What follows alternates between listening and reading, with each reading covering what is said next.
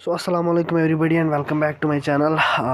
Last time जो है हमने एंडोक्राइन फिजियोलॉजी ख़त्म की थी, तो काफ़ी बच्चों ने बोला था अब नीट 2022 में कम दिन रह गए हैं, सो इट इज़ बेटर कि आप एनसीईआरटी रीडिंग ही कराओ। ठीक है, तो जो 11th ज़ूलॉजी पार्ट है वो तो ऑलमोस्ट हमने कर रखा था। अब जो 12th ज़ूलॉजी पार्ट है अब हम उसको उठाएंगे और उसमें पहले ह्यूमन रिप्रोडक्शन जो है वो करेंगे। इट्स हाई यील्डिंग चैप्टर और उससे काफ़ी ज़्यादा क्वेश्चंस आते हैं। ठीक है, सो without wasting any time let's start.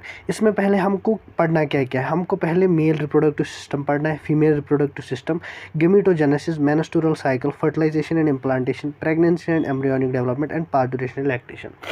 सो आपको पता है हम टेक्स्ट रीडिंग में क्या करते हैं, आपको ऑलरेडी पता होती है चीज़ें और उसके बाद मैं आपको यहाँ पे हाईलाइट कराता हूँ कि कौन पॉइंट क्वेश्चन आता है। ठीक है, तो उसके बावजूद जो है मैं जो बेसिक चीज़ें हैं जहाँ पे मुझे लगेगा कि आपको क्रैम करने की ज़रूरत पड़ रही है वहाँ पे मैं थोड़ा आपको समझाने की कोशिश करूँगा। So without wasting any time let start our discussion. अब क्या है, एज यू आर अवेयर, जो ह्यूमंस होते हैं they are sexually reproducing and viviparous. तो विविपेरस क्या होता है, आपको एक चीज़ पता होनी चाहिए। जो ऑर्गेनिजम्स है, जो एनिमल्स हैं, they have been categorized into two main types, oviparous and viviparous. Oviparous animals वो होते हैं जो एग्स ले करते हैं, they give eggs, while as viviparous animals give birth to their young ones. So obviously we are those animals which give birth to their young ones, therefore हम क्या है, viviparous.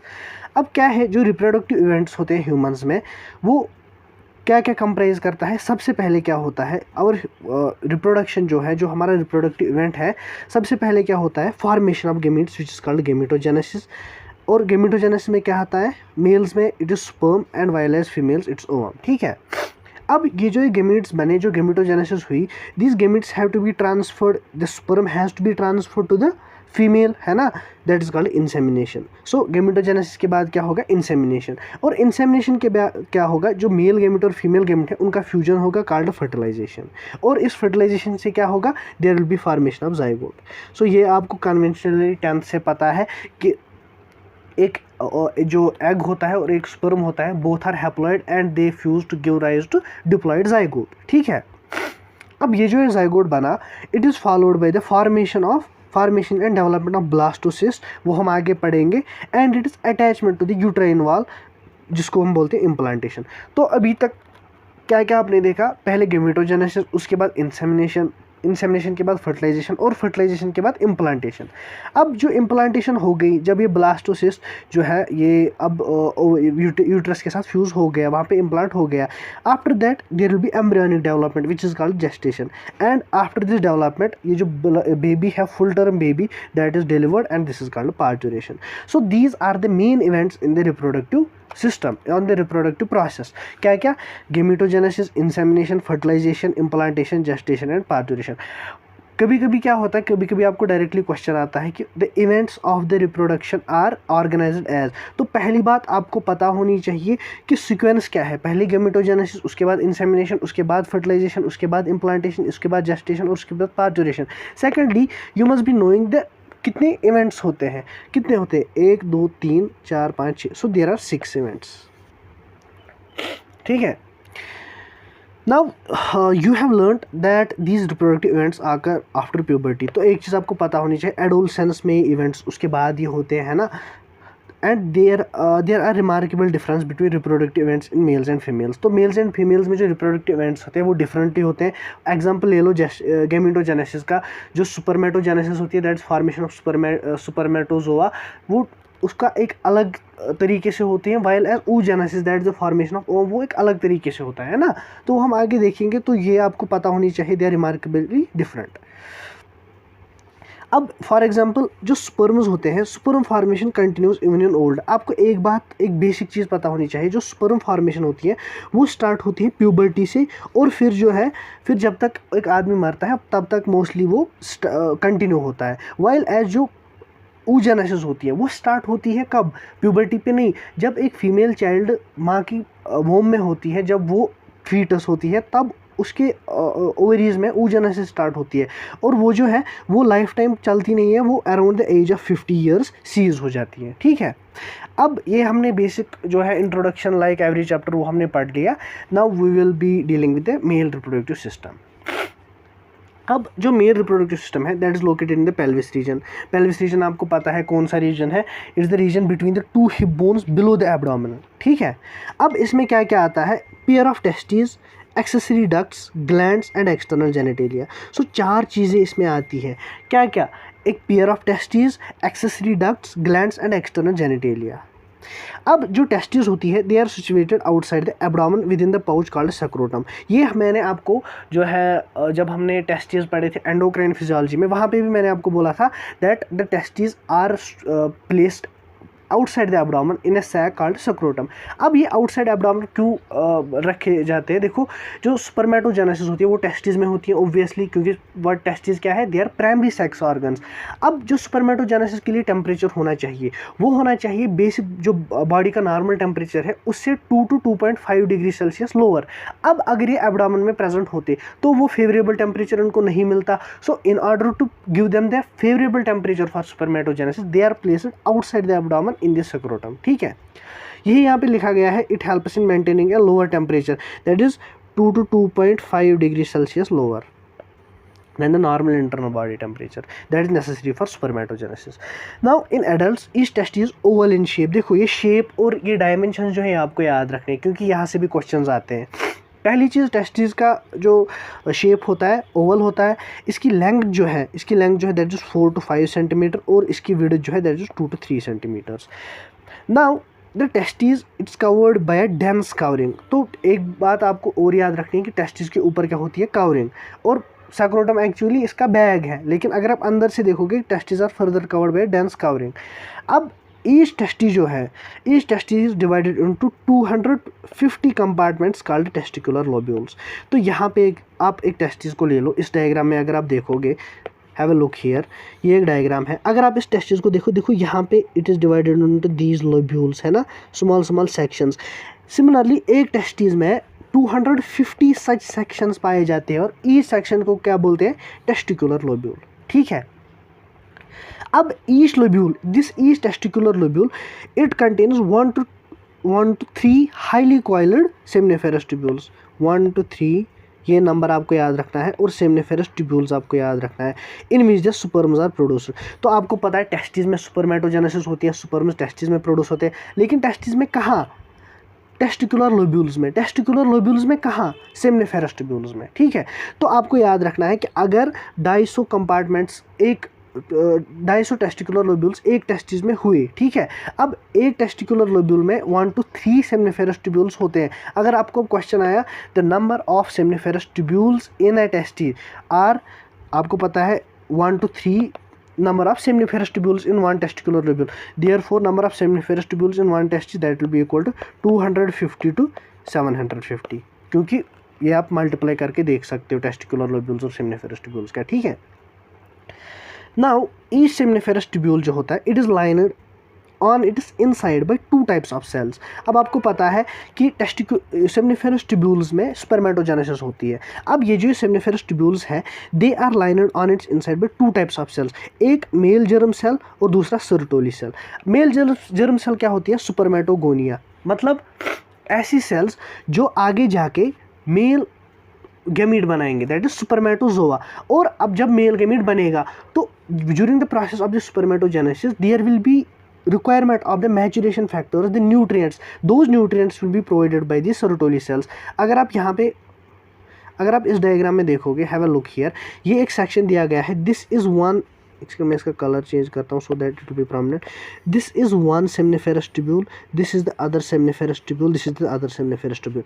In each seminiferous tubule there are 2 types of cells. जो आप यहाँ पे हैफाजर्डली arranged sales अगर आप देखोगे, दीज आर द स्पर्मेटोगोनिया और the male germ cells, while as जो यहाँ पे एक डिस्टिंक्ट सेल आपको दिखेगी जिसमें आपको डार्क कलर न्यूक्लियस दिखेगा, एक ओपन एक वैक्यूम सी स्पेस दिखेगी इस न्यूक्लियस के around, that is called the Sertoli cell. तो सर्टोली सेल को एक सेमिनिफेरस ट्यूब्यूल में सर्टोली सेल को आप कैसे मतलब लेबल कर सकते हो कि ये सर्टोली सेल है, वो आपको अच्छे से सेल दिखेगी, एक सेल उसके बीच में ऐसे न्यूक्लियस और उसके इर्द गिर्द खाली स्पेस, वाइल जो स्पर्मेटोगोनिया होगा, स्पर्मेटोगोनिया ऐसी सेल नहीं होगी, वो एक रफ होगा, है ना, एक रफली अरेंज्ड ऐसा एक मैस जैसा होगा वहाँ पे। अब क्या है देखो, जो मेल जर्म सेल है it undergoes meiotic divisions and finally leading to the formation of sperms while as Sertoli cells provide nutrition to the germ cells. So ये इंपॉर्टेंट है। तो आपको पता है, आपको सेल साइकिल में आपने पढ़ा होगा कि दो टाइप के डिवीजन्स होते हैं, meiotic division and mitotic division. जो माइटोटिक डिवीजन होता है वो normal body cell somatic cells में होता है, वाइल एज जो मियोटिक डिवीजन होता है वो जर्म सेल्स में होता है during the formation of gametes. ठीक है, तो अब अगर मेल जर्म सेल को ऑब्वियसली स्पर्म बनाना है तो ये माइटोटिक डिवीजन नहीं मियोटिक डिवीजन करेगा। ठीक है, now the region outside the seminiferous tubules is called interstitial space, which contains small blood vessels and interstitial cells. These interstitial cells are also called Leydig cells. These Leydig cells synthesize and secrete testicular hormones called androgens. देखो यहाँ पे आप देख सकते हो between these two, between these two, ये अगर एक सेमनीफेरस ट्यूबुल है, एक दूसरा सेमनीफेरस ट्यूबुल है, इनके बीच में ये एक रेड स्पेस देख सकते हो आप। ये जो ये रेड स्पेस होती है this is called interstitial space, and in this interstitial space these cells are called interstitial cells, also called Leydig cells. ठीक है, अब ये लेडिग सेल्स क्या करते हैं, they secrete hormones, testicular hormones called androgens. और मेन एंड्रोजन कौन होता है वो मैंने आपको एंडोक्राइन फिजियोलॉजी में बोला था, that is testosterone. So testosterone कौन सीक्रेट करते हैं, लेडिग सेल्स। लेडिग सेल्स कहाँ पे प्रेजेंट होती है, इंटरस्टिशियल स्पेस में। सॉरी मुझे थोड़ा जुकाम लगा है, तो अगर आपको थोड़ा इरिटेटिंग लगे तो उसको थोड़ा मैनेज करके चलो। ठीक है, इन एडिशन अगर आप देखो इस टेस्टिकुलर लोब्यूल में क्या होता है, other immunologically competent cells are also present. ये मोस्ट ऑफ द टाइम्स दिमाग से स्किप हो जाता है कि इम्यूनोलॉजिकली कॉम्पिटेंट मतलब जो हेल्प करेंगे हमको डिफेंस मैकेनिज्म में। ठीक है, अब क्या है, अब हमने टेस्टिस पढ़ी, मतलब जो हमने अभी देखा था ना कि मेल रिप्रोडक्टिव सिस्टम में क्या होता है, testis, accessory glands, ducts and external genitalia. अब इसमें हमने टेस्टिस वाला पार्ट खत्म कर लिया, अब हम क्या पढ़ेंगे, एक्सेसरी डक्ट्स। ठीक है, एक्सेसरी डक्ट्स में क्या क्या आता है, it includes rete testis, vasa efferentia, epididymis and vasa deferentia. ठीक है, अब इस डायग्राम में आप देखो, पहले मैं इसको इरेज करता हूँ सो दैट आपको अच्छे से समझ आए। इस डायग्राम में अगर आप देखोगे these are the testicular lobules. Testicular lobules से देखो यहाँ से एक डॉट डॉट जैसे एक्सटेंड होते हैं, this dot dot type structure these are called rete testis. Rete testis से क्या होता है, रेटिटेस्टिस से एक्सटेंड होते हैं ये small tubes, these are called vasa efferentia, and this vasa efferentia further lead to this hockey shaped structure है ना, this hockey shaped structure is called epididymis। अब आप देख सकते हो epididymis क्या होता है, ऊपर से नीचे आता है, और ये जो लोअर पोल होता है यहाँ से एक और डक्ट जो है वो एक्सटेंड होता है, that is called vasa deferens. ठीक है, so these four comprise the accessory ducts, क्या क्या, rete testis, vasa efferentia, epididymis, vasa deferens. Most of the times क्या होता है, आपको क्वेश्चन आता है सीधे the sequence of the accessory ducts in male reproductive system. तो आपको ऐसा नहीं करना है कि आपको चारों के चारों नाम तो याद है लेकिन उनका सीक्वेंस याद नहीं है कि कैसे वो कहाँ से एक्सटेंड होते हैं। तो आपको क्या याद रखना है, टेस्टिकुलर लोब्यूल से एक्सटेंड होते हैं rete testis drain into vasa efferentia into epididymis into vasa deferens. ठीक है, the seminiferous tubules of the testis open into vasa efferens through rete testis, ये मैंने अभी आपको बताया। The vasa efferentia leave the testis and open into epididymis, and this epididymis की location बहुत important है, along the posterior surface of the testis. Posterior surface मतलब पीछे वाली सरफेस। ठीक है, एपिडाइडाइमस की लोकेशन बहुत इंपॉर्टेंट है। Now this epididymis leads to the vasa difference that ascends to the abdomen, obviously abdomen तक ascend करता है, and loops around the urinary bladder. In this diagram you can see this is the ureter coming from above, और इसके पीछे से आ गया ये वासा difference, और इसने क्या है, इसने लूप बनाया around the urinary bladder, that is mentioned here that it forms a loop over the urinary bladder. In addition, this vasa difference it receives a small duct from seminal vesicle and opens into urethra as ejaculatory duct. This has to be highlighted. Duct from seminal vesicle and opens into urethra as ejaculatory duct. मतलब देखो यहाँ पे आप देख सकते हो उस diagram में, यहाँ पे ये सेमिनल वेजिकल है, अब यहाँ से क्या आ गया, यहाँ से आ गया, एक दूसरा कलर लगाता हूँ, यहाँ से आ गया वासा डिफरेंस, है ना, ये को वासा डिफरेंस। वासा डिफरेंस को जो है यहाँ से सेमिनल वेजिकल का डक्ट आता है, वो इसके साथ ज्वाइन होता है और बनाता है ejaculatory duct. So the duct of the seminal vesicle and the vasa deferens they combine to form ejaculatory duct. तो अब यहाँ से एक ejaculatory duct, यहाँ से एक ejaculatory duct, और ये ड्रेन करते हैं किसमें, यूरिथ्रा में, और यूरिथ्रा ही इनको बाहर ले जाएगी फिर थ्रू पेन्स, वही यहाँ पे मेंशन्ड है।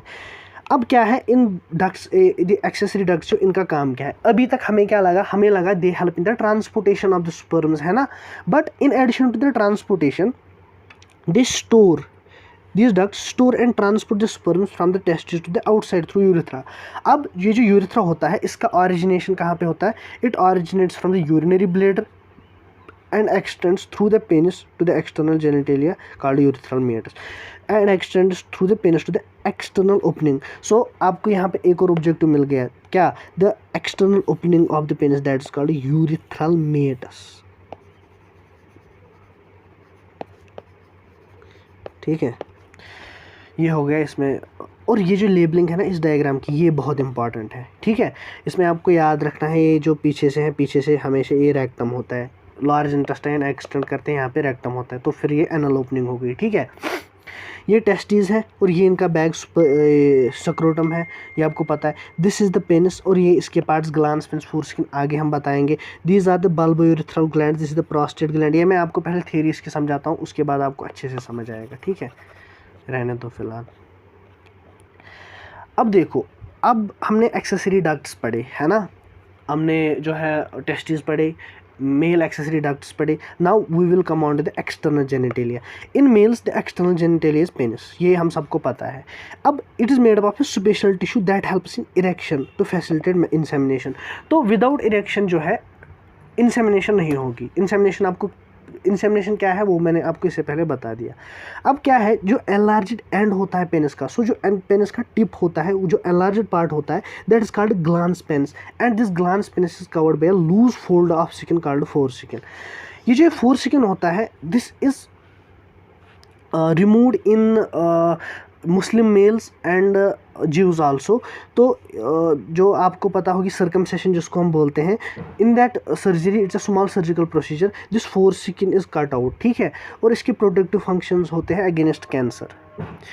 So this is the loose fold of skin is called foreskin, और जो एनलार्ज्ड पार्ट होता है that is called glans penis. Many of the times test series में मैं पहले खुद कंफ्यूज हो गया था, ग्लांस पेनिस और फोरस्किन में मैं इधर का उधर बोलता था, लूज फोल्ड ऑफ स्किन को बोलता था ग्लांस पेनिस, और जो फोरस्किन है उसको एनलार्ज्ड पार्ट लिख देता था। तो इट्स वेरी इंपॉर्टेंट, छोटी छोटी चीज़ों को देखा करो, ठीक है। अब लास्ट पार्ट है that is the male accessory glands. Male accessory glands में क्या क्या आता है, एक तो सेमिनल वेसिकल आता है, दूसरा प्रोस्टेट आता है, और पियर्ड बल्बोयूरेथ्रल ग्लैंड। अब आपको यहाँ पे क्या याद रखना है, एक तो आपको ये 3 ग्लैंड्स के नाम याद रखने हैं, और उनकी छोटी छोटी मतलब छोटी डिटेल यहाँ पे क्या है, वो ये है, जो सेमिनल वेसिकल्स हैं दे आर पियर्ड, मतलब वो 2 होते हैं। जो बल्बोयूरेथ्रल ग्लैंड्स होते हैं वो पियर्ड होते हैं, व्हाइल जो प्रोस्टेट होता है वो अकेला होता है, that single. In this diagram you can see, देखो यहाँ पे ये 2 सेमिनल वेसिकल्स हैं, एक यहाँ से एक यहाँ से, यहाँ पे 2 छोटे छोटे बल्बोयूरेथ्रल ग्लैंड्स हैं, लेबलिंग, और सिंगल प्रोस्टेट है, prostate between seminal vesicle and bulbourethral gland, है ना, ये आपको यहाँ पे पता होनी चाहिए। सिमिलरली इस डायग्राम में अगर आप देखो यहाँ पे आ गया टेस्टिस, ठीक है, एपिडिडमिस ये हॉकी शेप्ड है, posterior surface of the testis के अलॉन्ग होता है। उसके बाद यहाँ पे वासा डिफरेंस, और देखो वासा डिफरेंस ने लूप बनाया अराउंड दिस यूरिनरी ब्लैडर, जो थ्योरी में बताया गया था। और ये क्या है, ये है सेमिनल वेसिकल का डक्ट, और वासा डिफरेंस इजैकुलेटरी डक्ट बना, और वो फिर कहाँ पे चले गए, इस यूरिथ्रा में ड्रेन किया। और ये है क्या, प्रोस्टेट ग्लैंड, ये जो बड़ा यहाँ पे है ना बीच में, ये प्रोस्टेट ग्लैंड है। ये लेबलिंग बहुत इंपॉर्टेंट है, ठीक है। This is the urinary bladder, this is the ureter coming from the above, so ये देख लेना, ये बहुत इंपॉर्टेंट है। और बल्बोयूरेथ्रल ग्लैंड यहाँ पे देख लेना, ये small dots.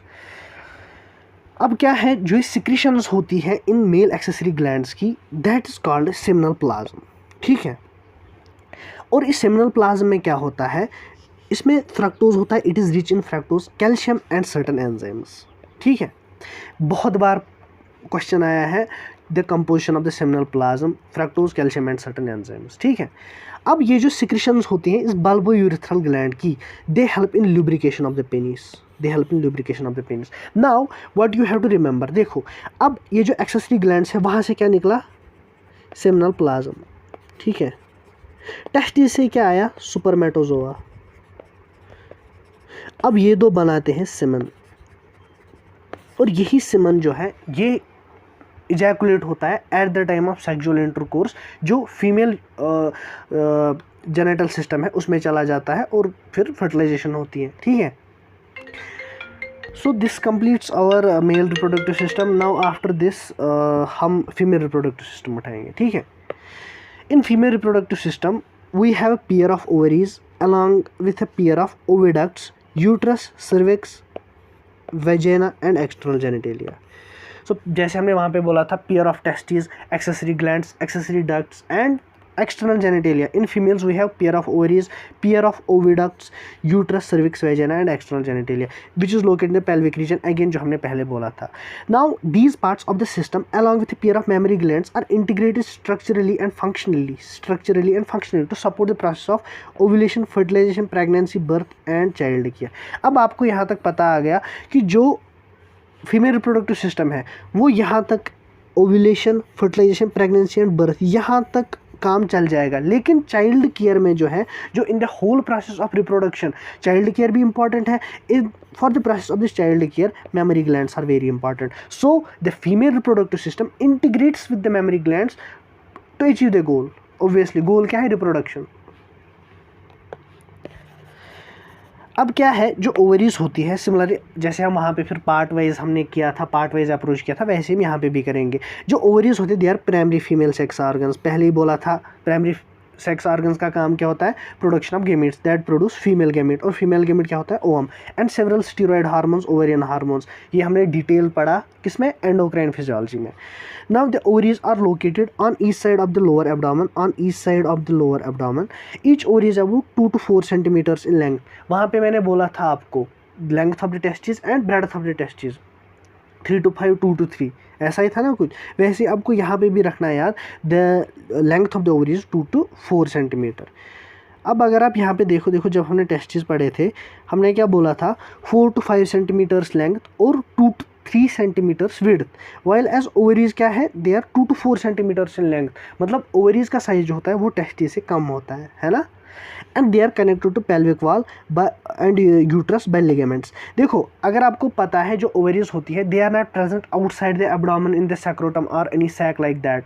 They are present in the abdomen. They are not present outside abdomen, है ना. They are present within the abdomen. अब एब्डोमेन में जो तो ऐसे मतलब हवा में लटके नहीं होंगे, है ना, वो हवा में नहीं होंगे. They will be connected to the pelvic wall. जो वॉल होगा, जो बॉडी वॉल होगा उसके साथ भी कनेक्टेड होंगे और जो बीच में यूट्रस है उसके साथ भी कनेक्टेड होगी. इस डायग्राम में आप देख सकते हो. देखो यहाँ पे ओवरीज है ना. This ovaries are connected to this uterus while as they are also connected to the wall. यहाँ से बॉडी वॉल होगा ना, इसके साथ भी उनका कनेक्शन होता है. और ये कनेक्टेड कैसे होते हैं? By the with the help of ligaments. ठीक है.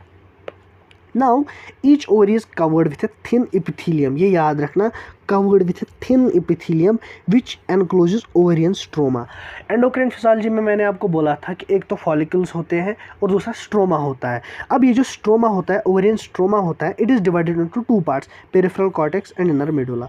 देखो मोस्ट ऑफ द टाइम जब आप हिस्टोलॉजी पढ़ते हो, अगर ऐसा एक सर्कुलर कोई या स्फेरिकल कोई हमारा स्ट्रक्चर है बॉडी में, उसका जो स्ट्रोमा होता है that is mostly divided into 2 parts. एक तो सेंट्रल पार्ट और एक तो पेरिफेरल पार्ट. सेंट्रल पार्ट को हम बोलते हैं मेडुला और पेरिफेरल पार्ट को क्या बोलते हैं? कॉर्टेक्स. सो ओवेरियन स्ट्रोमा में भी सेम चीज़ है, peripheral cortex and inner medulla.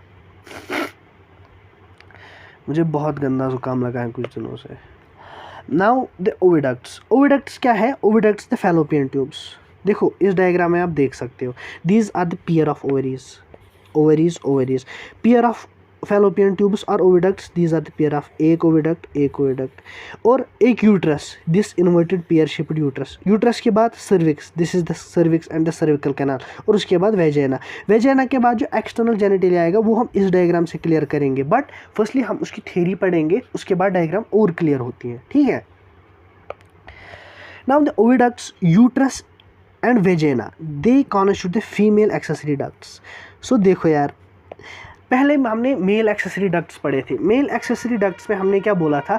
क्या क्या आता है? रेटिटेस्टिस आता है, वासा इफ्रेंशिया आता है, there is epididymis, there is vasa deferens. ठीक है.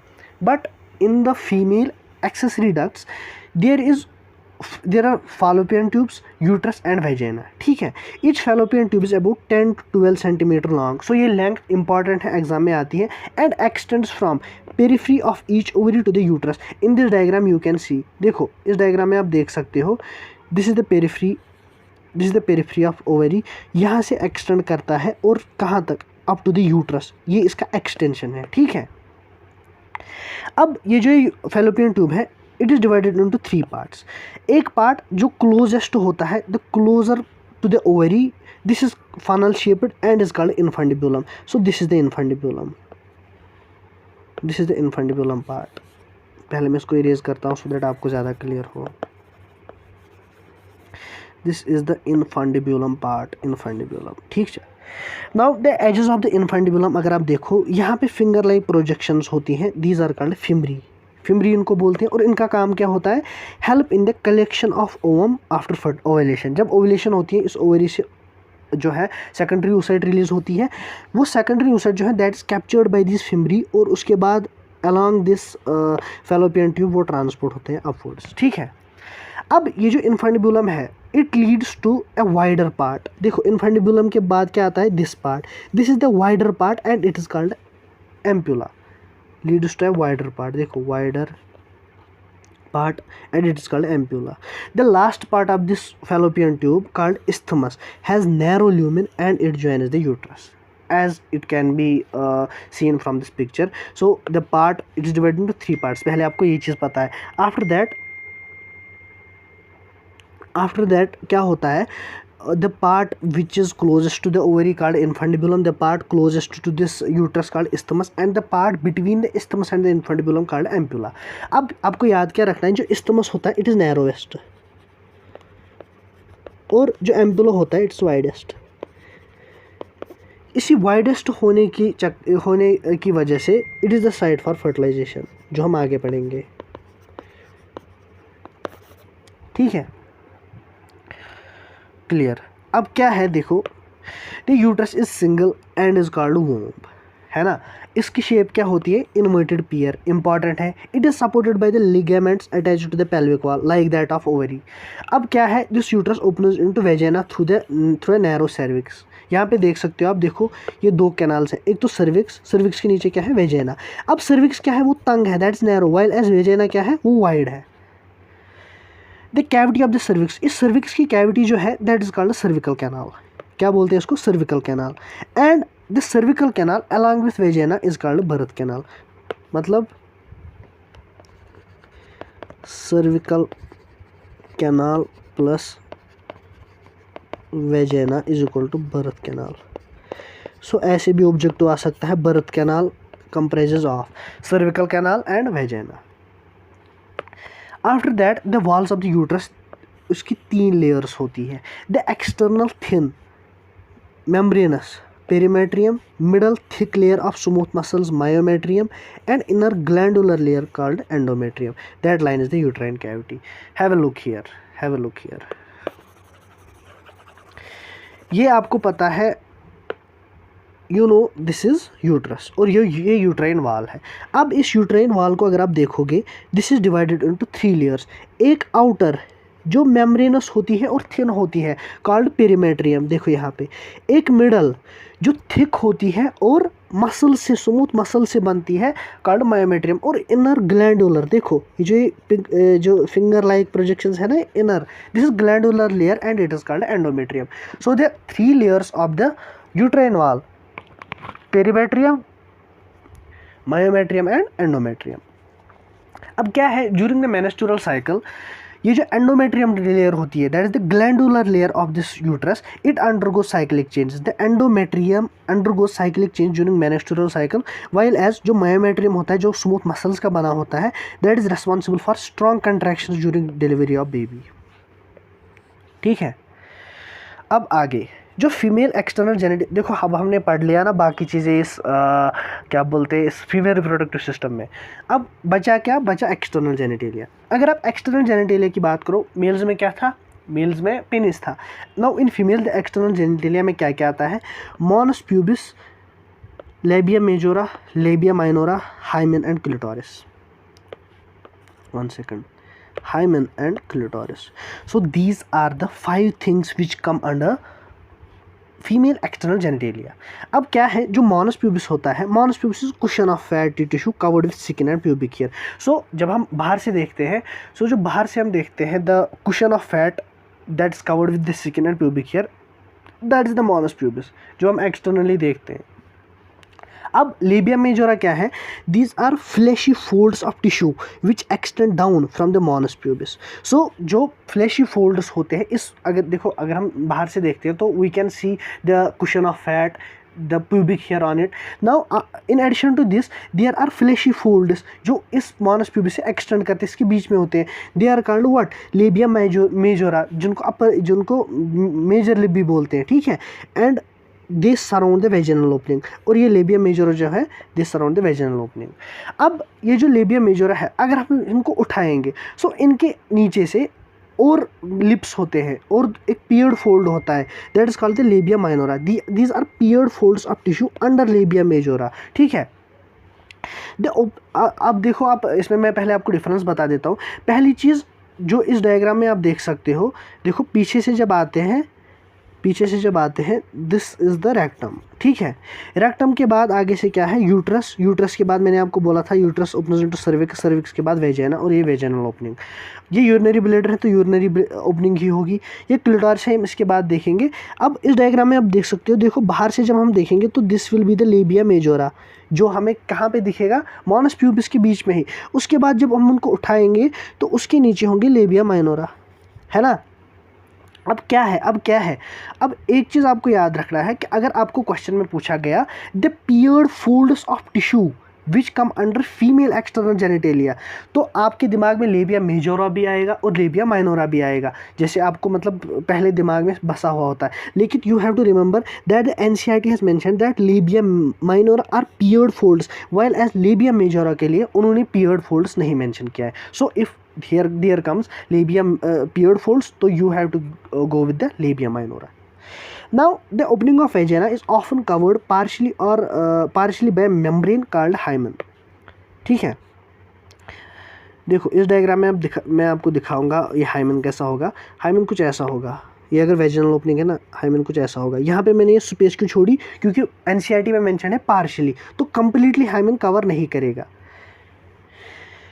नाउ द क्लिटोरिस जो होता है, क्लिटोरिस जो है it is a tiny finger like structure which lies at the upper junction of the two labia minora above the urethral opening. अब क्या है? देखो इस डायग्राम में आप देख सकते हो. आज मतलब इस डायग्राम से आपको बहुत सारी चीज़ें आपको क्लियर होंगी. क्या वो कैसे? देखो अगर आप फीमेल रिप्रोडक्टिव सिस्टम की तरफ देखोगे, सबसे ऊपर क्या आएगा? सबसे पहले तो आपको क्या करना है काम? आपको लेबिया मेजोरा को हटाना है, इनको ओपन करके. सबसे ऊपर क्या दिखेगा? सबसे ऊपर क्लिटोरिस दिखेगा. क्लिटोरिस के नीचे जो है there will be urinary opening, उसके नीचे जो है उसके नीचे होगी वेजिनल ओपनिंग, और सबसे पीछे जो है वो होगी एनल ओपनिंग, ठीक है. अब दूसरी चीज़ आपको क्या याद रखनी है? इस डायग्राम से आपको क्या पता चला? These are the labia majora. अब लेबिया मेजोरा के अंदर क्या होगा? ये रेड से मैं बनाऊंगा, सॉरी ये मैंने रेड से बनाया लेबिया मेजोरा. अब मैं बनाऊंगा ब्लू से लेबिया माइनोरा, ठीक है. ये लेबिया माइनोरा है. अब जो क्लिटोरिस की पोजीशन होगी with respect to this labia majora and labia minora, that will be यहाँ पे क्लिटोरिस होगा. कहाँ पे? इसने बताया है upper junction of the two labia minora above the urethral opening. So जो दो लेबिया माइनोरा जो होंगे, जब जहाँ पे वो मिलेंगे उसके ऊपर हो गया क्या? Clitoris, and it will B above the urethral opening. वो तो डायग्राम से हमने देख ही लिया. अब क्या है? ये जो हाइमन है that is often torn during the first coitus. So during the first sexual intercourse ये हाइमन ब्रेक हो जाता है. But in addition to this it can be broken by other things like sudden fall, insertion of vaginal tampon, active participation in some sports, horse riding. इन सारी situations में भी जो है हाइमन ब्रेक हो सकता है. सो इससे क्या पता चला? इससे ये पता चला हमको दैट द प्रेजेंस और एब्सेंस ऑफ हाइमन वो डेट्रीमेंटल नहीं है whether a female is virgin और she has already experienced the sexual intercourse, ठीक है. So this is not a reliable indicator of virginity और sexual experience. So this you have to remember. It's a kind of myth.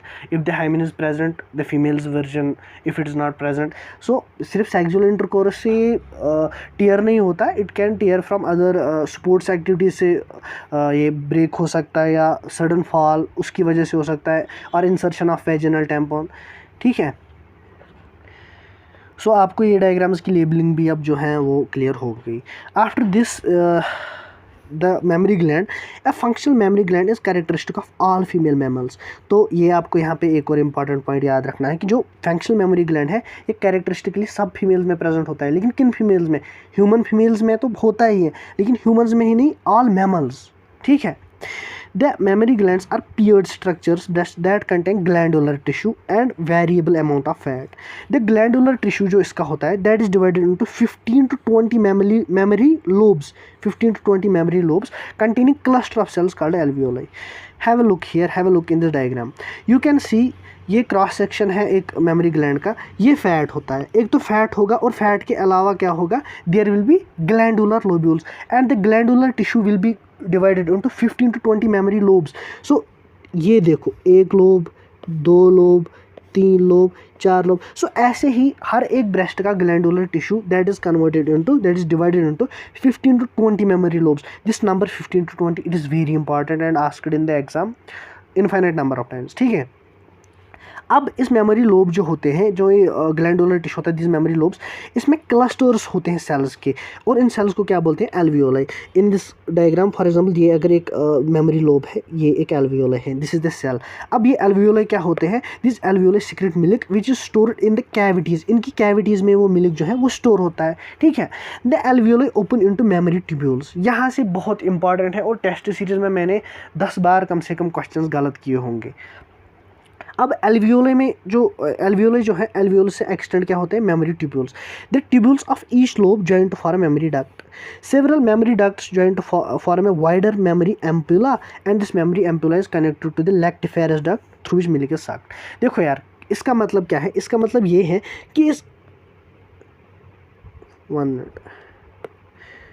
इसका मतलब ये है कि इस एक एल्वियोले से जो डक्ट निकलेगा that will be what, that will be the memory tubule. अब इस क्लस्टर के, इस लोब के सभी एल्वियोले के जो ये मेमोरी ट्यूब्यूल्स होंगे वो एक साथ मिल जाएंगे, और वो क्या बनाएंगे, फॉर एग्जांपल यहाँ से निकल रहा है, वो क्या बनाएंगे, मेमोरी डक्ट। सो मेमोरी ट्यूब्यूल्स, बहुत सारे मेमोरी ट्यूब्यूल्स मिलते हैं और बनाते क्या है, मेमोरी डक्ट। अब ये जो 15 to 20 मेमोरी लोब्स हैं, इनके जो मेमोरी डक्ट्स हैं वो ज्वाइन होते हैं और बनाते हैं एक डायलेटेड, एक वाइडर पार्ट कॉल्ड एम्पुला। देखो ये एम्पुला बनाना। अब क्या है, ये जो एम्पुला होता है, ampulla is connected to the lactiferous duct. ये जो यहाँ पे डक्ट है विच इज़, जो यहाँ पे फिर बाहर की तरफ खुलता है, जिस कॉल्ड लैक्टिफेरस डक्ट। तो एम्पुला फिर जिस connected to the lactiferous duct which secretes milk. अब इसको दूर करने के लिए ये ट्यूब्यूल, डक्ट, एम्पुला, इसके बीच में मुझे बहुत कन्फ्यूजन होता था, तो मैंने इसके लिए एक मतलब मेरे लिए क्या वर्क करता था, मैंने इसके लिए याद रखा है TDAL।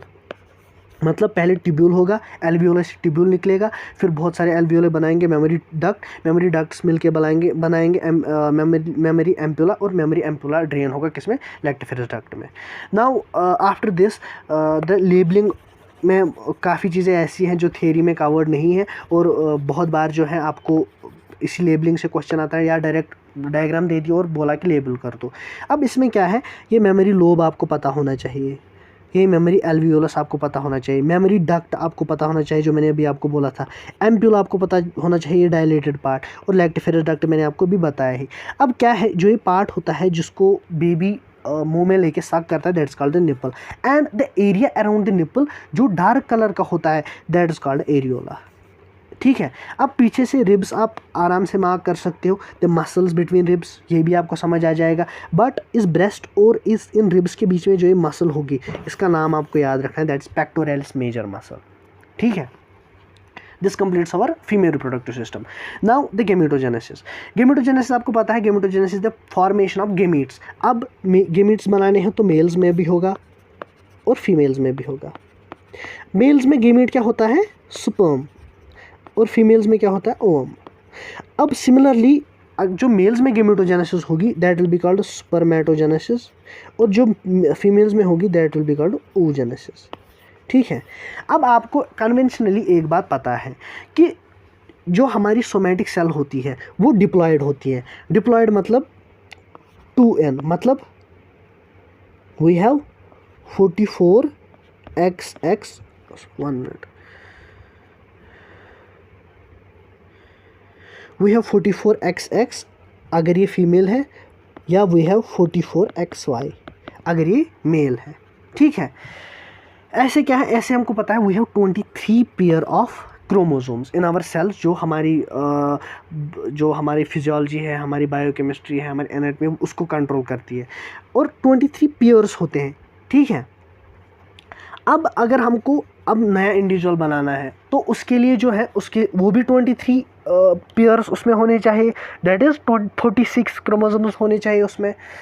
अब उसके लिए क्या होता है, जो हमारी मदर सेल होती है, जो गेमीट मदर सेल होती है, for example the male germ cell that is spermatogonium, वो जो होती है वो उसमें 46 क्रोमोसोम्स होते हैं, है ना। सिमिलरली जो फीमेल मदर सेल होगी, जो जिससे एग बनेगा, वो भी 46 क्रोमोसोम्स के साथ होती है। जो ये मेल गेमीट सेल होती है, जो मेल जर्म सेल होती है, वो मियोसिस करती है और बनाती है सेल जिसके पास 23 क्रोमोसोम्स होते हैं। सिमिलरली दिस क्या बोलते हैं इसको, फीमेल मदर सेल होगी जो ओवम बनाएगी, वो भी मियोसिस करके जो है 23 क्रोमोसोम वाली एग बनाएगी, और फिर ये 23 फ्यूज़ होके 46 जाइगोट बनाएगा। ठीक है, ये आपको पहले दिमाग में पता होना चाहिए। अब जिस सेल में 23 क्रोमोसोम्स होंगे that is called haploid, while as जिसमें 46 होंगे दैट इज़ कॉल्ड डिप्लॉइड। तो जो हमारे एग्स, जो हमारे गेमीट्स होते हैं, वो क्या होते हैं, वो हैप्लॉइड होते हैं, और वो हैप्लॉइड जो है वो ज्वाइन करके वो फर्टिलाइज होके डिप्लॉइड जाइगोट बनाता है। ठीक है, अब आपको क्या है, देखो प्राइमरी सेक्स ऑर्गन्स क्या क्या होता है, testis in males and ovaries in females, they produce gametes, यही तो काम होता है प्राइमरी सेक्स ऑर्गन्स का। वो कौन कौन है, स्पर्म एंड ओवम, पता है respectively by the process of gametogenesis. इन टेस्टिस में क्या होता है, जो इमेच्योर मेल जर्म सेल्स होते हैं, जो हमने पहले स्पर्मेटोगोनिया पढ़ा था, वो बनाते हैं sperms bye the process of spermatogenesis, जो मैंने अभी आपको बोला फ्लो डायग्राम में। एंड ये जो स्पर्मेटोजेनेसिस होती है दैट बिगिन्स इन प्यूबर्टी, जो मैंने पहले ही इंट्रोडक्शन में बोला था, the difference between the female reproductive system and the male reproductive system. जो मेल रिप्रोडक्टिव सिस्टम होता है स्पर्मेटोजेनेसिस, वो स्टार्ट होती है प्यूबर्टी से और लाइफ लॉन्ग चलती हैं, वाइल एज जो oogenesis होता है वो स्टार्ट होता है ड्यूरिंग द एम्ब्रियोनिक फेज, जब वो फीमेल बेबी अभी माँ की कोख में ही होती है तब स्टार्ट होती है, और up to 50 years, nearly about 50 years तक कंटिन्यू होता है। ठीक है, अब क्या है, ये जो स्पर्मेटोगोनिया है, जो ये इमेच्योर मेल जर्म सेल्स हैं, इनको पहले क्या होता है, they are present inside wall of seminiferous tubules, ये हमको पहले पता है। अब मियोसिस से स्पर्म्स बनाएंगे वो पता है, लेकिन before the meiosis they multiply by mitotic divisions. In mitotic division से क्या होता है, वो अपना नंबर बढ़ाते हैं। अगर सिंपली नंबर बढ़ाना है तो उसके लिए क्या करना होगा, एक सेल को माइटोसिस करना होगा और इंक्रीज इन द नंबर। अब क्या है, जो ईच स्पर्मेटोगोनियम है वो डिप्लॉयड है, जो मैंने पहले ही बोला था, मदर सेल डिप्लॉयड होती है, और मदर सेल से क्या होते हैं, गेमीट्स बनते हैं जो हैप्लॉयड होते हैं। ये डिप्लॉयड होते हैं एंड कंटेन्स 46 क्रोमोसोम्स। ठीक है, some of the spermatogonia called primary spermatocytes periodically undergo meiosis. अब क्या हो गया, जो ये स्पर्मेटोगोनिया था, इसने माइटोसिस किया और माइटोसिस करके अपना नंबर बढ़ाया, और अब जो अब सेल्स उससे अराइज हो गई, माइटोसिस से अराइज हो गई, they are called primary spermatocytes, and these primary spermatocytes ये डिप्लॉयड है। क्यों, क्योंकि वो माइटोसिस से अराइज हो गई। आपको पता होगा सेल साइकिल में द 2 टाइप्स ऑफ डिविजन्स, एक तो होता है माइटोसिस और दूसरा होता है मियोसिस। जो माइटोसिस होता है, अगर 46 वाली सेल है, वो उससे जो सेल बनेगी that will be also 46, while as in meiosis अगर 46 मदर सेल है सो 23 वाली डॉटर सेल बनेगी। That is why this mitosis is called equational division, while as meiosis is called reduction division. ठीक है, सो ये जो प्राइमरी स्पर्मेटोसाइट है जो बनी किससे, माइटोटिक डिवीजन से, ये डिप्लॉयड होगी। ये प्राइमरी स्पर्मेटोसाइट अब करेगी first meiotic division, that is the reduction division leading in the formation of 2 equal haploid cells called secondary spermatocytes। एक और चीज़ आपको सेल साइकिल से पता होगा कि देखो, अगर माइटोसिस करना है, ये एक फादर सेल, मदर सेल है, और ये क्या है, ये है 46 क्रोमोसोम वाली। इससे क्या होगा, इससे 2 डॉटर सेल्स बनेंगी 46 46। वाइल एज जब भी मियोसिस होगा ये भी आपको पता होगा। ये 2 फेजेस में होता है, मियोसिस 1 मियोसिस 2। पहले मियोसिस में क्या होता है, जो 46 वाली सेल होगी उससे 2 डॉटर सेल्स निकलेंगी, 23 और उसके बाद ये डॉटर सेल्स होंगी वो मियोसिस सेकंड करेगी। एंड मियोसिस सेकंड जो होता है that is equational, that is not reduction, that is ये 23 वाली सेल जो है ये फर्दर 2 सेल देगी, दैट इज़ 23 एंड 23। सिमिलरली ये 23 एंड 23। अगर आपको यहाँ पे इस डिवीजन को समझने में मुश्किल हो रही है तो आप 11th के एनसीईआरटी से सेल साइकिल पहले पढ़ सकते हो। वहाँ पे अगर आपको ऑलरेडी पता होगा कैसे मियोसिस और माइटोसिस में डिफरेंस, तो आपको ये हलवा लगता होगा, अभी आपको आराम से सब कुछ समझ आता होगा, ठीक है। तो अब हम कहाँ गए, अब हमने देखा कि primary spermatocyte first meiotic division करती है और बनाती है 2 equal haploid cells called secondary spermatocyte. अब अगर ये मियोटिक डिवीजन से बनी, फर्स्ट मियोटिक डिवीजन से बनी, तो आप बोल सकते हो कि सेकेंडरी स्पर्मेटोसाइट जो है वो हैप्लॉइड होगी और इसमें 23 क्रोमोसोम्स ही होंगे, which have only 23 chromosomes here mentioned, ठीक है। अब जो ये सेकेंडरी स्पर्मेटोसाइट है ये सेकंड मियोटिक डिवीजन करेगी, जैसे मैंने आपको पहले ही बोला ना यहाँ पे कि मियोसिस 2 फेजेस में होता है, meiosis 1 and meiosis second, to produce 4 equal haploid spermatids. तो वही मैंने आपको बोला ना कि एक मदर सेल एक प्राइमरी स्पर्मेटोसाइट से क्या बना, 4 हैप्लॉइड व्हाट स्पर्मेटिड्स। एक प्राइमरी स्पर्मेटोसाइट से बने 2 सेकेंडरी स्पर्मेटोसाइट्स, और एक सेकेंडरी स्पर्मेटोसाइट से तो बने 2 स्पर्मेटिड्स। तो एक प्राइमरी स्पर्मेटोसाइट से कितने बने, 4 स्पर्मेटिड्स, और ये स्पर्मेटिड्स भी क्या होंगे, हैप्लॉइड ही होंगे, ठीक है, 4 इक्वल स्पर्मेटिड्स। अब क्या है, ये जो स्पर्मेटिड्स बने they will be naturally simple cells. अब ये भी ऐसे गोल गोल सेल्स होंगी। अब इनकी मॉडिफिकेशन होती है इन स्पर्मेटिड्स की, सो दैट इनकी शेप सुपर्म जैसी बनी, सुपर्मेटोजोआ जैसी बनी। आपको 10th में भी पता होगा, 9th में भी आपको थोड़ा आइडिया होगा कि सुपर्मेटोजोआ जो होता है उसका हेड होता है, उसकी टेल होती है ना। तो अब ये जो स्मॉल इरेगुलर सेल्स बनी, ये जो स्पर्मेटिड्स बने, इनको ट्रांसफॉर्म होना पड़ेगा to form spermatozoa. So the process by which these spermatids are transformed into spermatozoa, that is called spermiogenesis. So what is the difference between spermatogenesis and spermiogenesis? Spermatogenesis मतलब formation of sperms from what? Male germ cells, while as spermiogenesis is formation of spermatozoa from spermatids. These are simply the modifications. Spermatozoa या sperm जिसको हम बोलते हैं.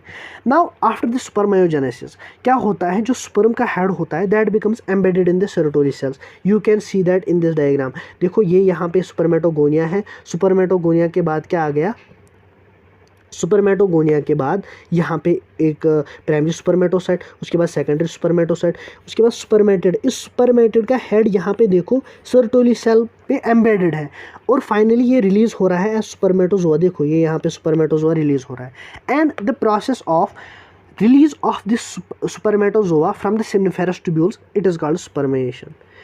देखो ये भी बहुत कन्फ्यूजिंग होता है, मनी ऑफ द टाइम्स आपको कन्फ्यूज क्या होता है अगर आप कोई ऐसा क्वेश्चन डाल देता है, the process of release of sperms from the seminiferous tubules is called, A part ejaculation, B part spermiation, C part spermatogenesis, 4 part spermiogenesis. तो सबसे पहले कन्वेंशनली आपके दिमाग में इजैकुलेशन आता है कि इजैकुलेशन के टाइम ही जो है स्पर्म्स बाहर आते, बट यहाँ पे एक ध्यान रखो कि ये बोल क्या रहा है, ये बोल रहा है the release of sperms from सेमनिफेरस tubules.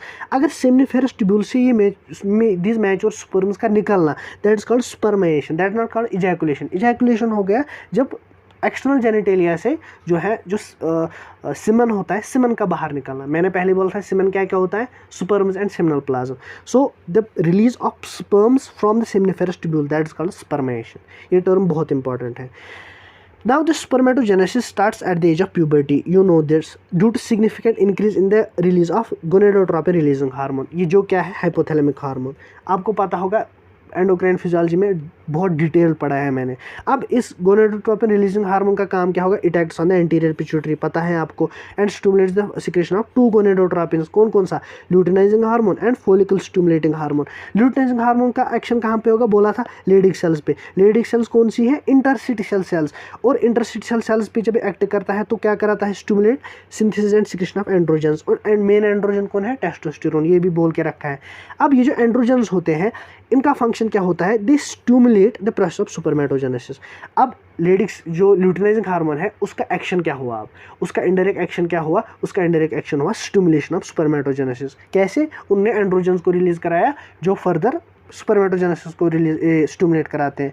अब जो फॉलिकल सेल स्टिमुलेटिंग हार्मोन है उनकी एक्शन, साइट ऑफ एक्शन क्या होती है, सर्टोली सेल्स, और वो स्टिमुलेट क्या करते हैं, सिक्रेशन ऑफ सम फैक्टर्स। आपको पता है सर्टोली सेल्स क्या करती हैं, न्यूट्रिशन प्रोवाइड करती हैं टू द ग्रोइंग स्पर्म्स, है ना।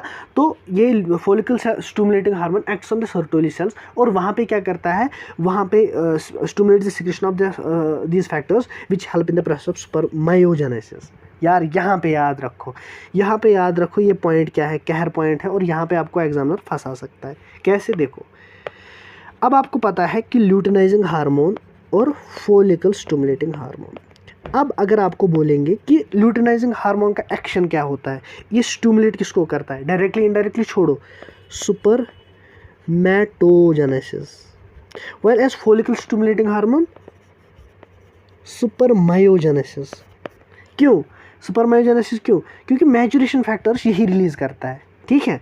ये बहुत इंपॉर्टेंट पॉइंट है यहाँ पे, luteinizing hormone spermatogenesis whereas follicle cell stimulating hormone spermiogenesis. After that we have to look at the structure of the sperm. Firstly you have to remember that it is microscopic structure, मतलब naked eye से हम इसको नहीं देख सकते, और इसके 4 parts होते हैं। कौन कौन सा, हेड, नेक, मिडल पीस और टेल। इस डायग्राम से देखो, this is the head, this is the head, this is the neck, this is the middle piece जिसमें माइटोकॉन्ड्रिया होता है, और ये टेल है, ठीक है। अब क्या है, जो आपको पता है अब स्पर्मेटिड बना, सुपरमेटिड से ही तो स्पर्मेटोजोआ बना। ये ओवरऑल है क्या, एक सिंगल सेल ही तो है। अब सेल के पास अपना प्लाज्मा मेम्ब्रेन तो होगा ही, तो ये जो बाहर से कवरिंग है, this is the plasma membrane, ठीक है। अब plasma membrane envelops the whole body of the sperm, ये आपको यहाँ पे अब पता है, ठीक है। The sperm head contains an elongated haploid nucleus, obviously ये तो 23 क्रोमोसोम्स ही तो इसमें होंगे। The anterior portion of which is covered by cap like structure called acrosome. You can see in this diagram, ये जो हैप्लॉइड न्यूक्लियस है इसके आगे ये कैप लाइक स्ट्रक्चर है ना, this is called the acrosome. अब इस एक्रोसोम का फंक्शन क्या होता है, इसमें एंजाइम्स होते हैं, और इन एंजाइम्स का काम क्या होता है, they help in the fertilization of ovum. जब हम फर्टिलाइजेशन पढ़ेंगे हम देखेंगे how a sperm penetrates an egg, और उसकी कवरिंग्स को कैसे वो पेनिट्रेट करता है। The penetration of the coverings of the egg that's achieved by these enzymes filled in this acrosome, ठीक है। अब ये जो मिडल पीस है, मिडल पीस में आप देख सकते हो डायग्राम से, यहाँ पे न्यूमरस माइटोकॉन्ड्रिया है, and you know that the mitochondria are the power house of cell. So इस स्पर्म की मूवमेंट के लिए when the sperm is inserted into the female reproductive tract, it has to reach up to the ampulla, है ना, for the process of fertilization. तो वहाँ पे पहुँचने के लिए ये टेल को विप्लैश मूवमेंट के साथ ही वहाँ पे पहुँचता है, बट इस मूवमेंट के लिए इसको एनर्जी चाहिए होती है। वो एनर्जी कहाँ से आती है, मिडल पीस से आती है। मिडल पीस से क्यों आती है, क्योंकि उसमें बहुत सारे माइटोकॉन्ड्रिया होते हैं, और वो माइटोकॉन्ड्रिया एनर्जी प्रोड्यूस करते हैं for the movement of the tail that facilitates sperm motility essential for fertilization. After this information is very important, जो मैं इसके बाद आपको बोलूँगा। जो ह्यूमन मेल्स होते हैं ड्यूरिंग वन इजैकुलेशन, जब एक बार सेक्सुअल इंटरकोर्स करता है, पर इजैकुलेशन वो 200 to 300 मिलियन स्पर्म्स रिलीज करते हैं। 1 million is equal to 10 lakh is equal to 10 raised power 6। So you can say that एक इजैकुलेशन पे 2 to 300 into 10 raised power 6 sperms release होते हैं।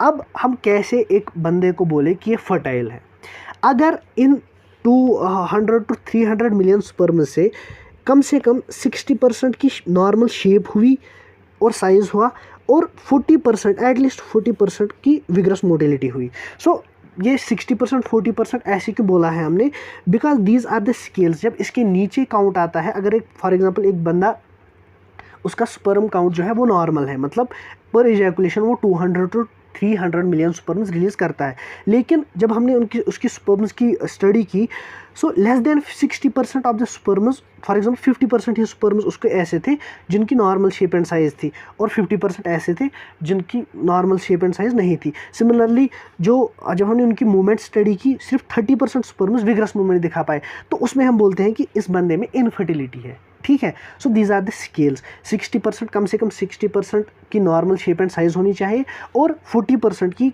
कम से कम 40% जो है वो विग्रस मूवमेंट दिखाने चाहिए, ठीक है। Now the sperms release from the seminiferous tubules are transported to the accessory ducts, पहले ही बोल के रखा है।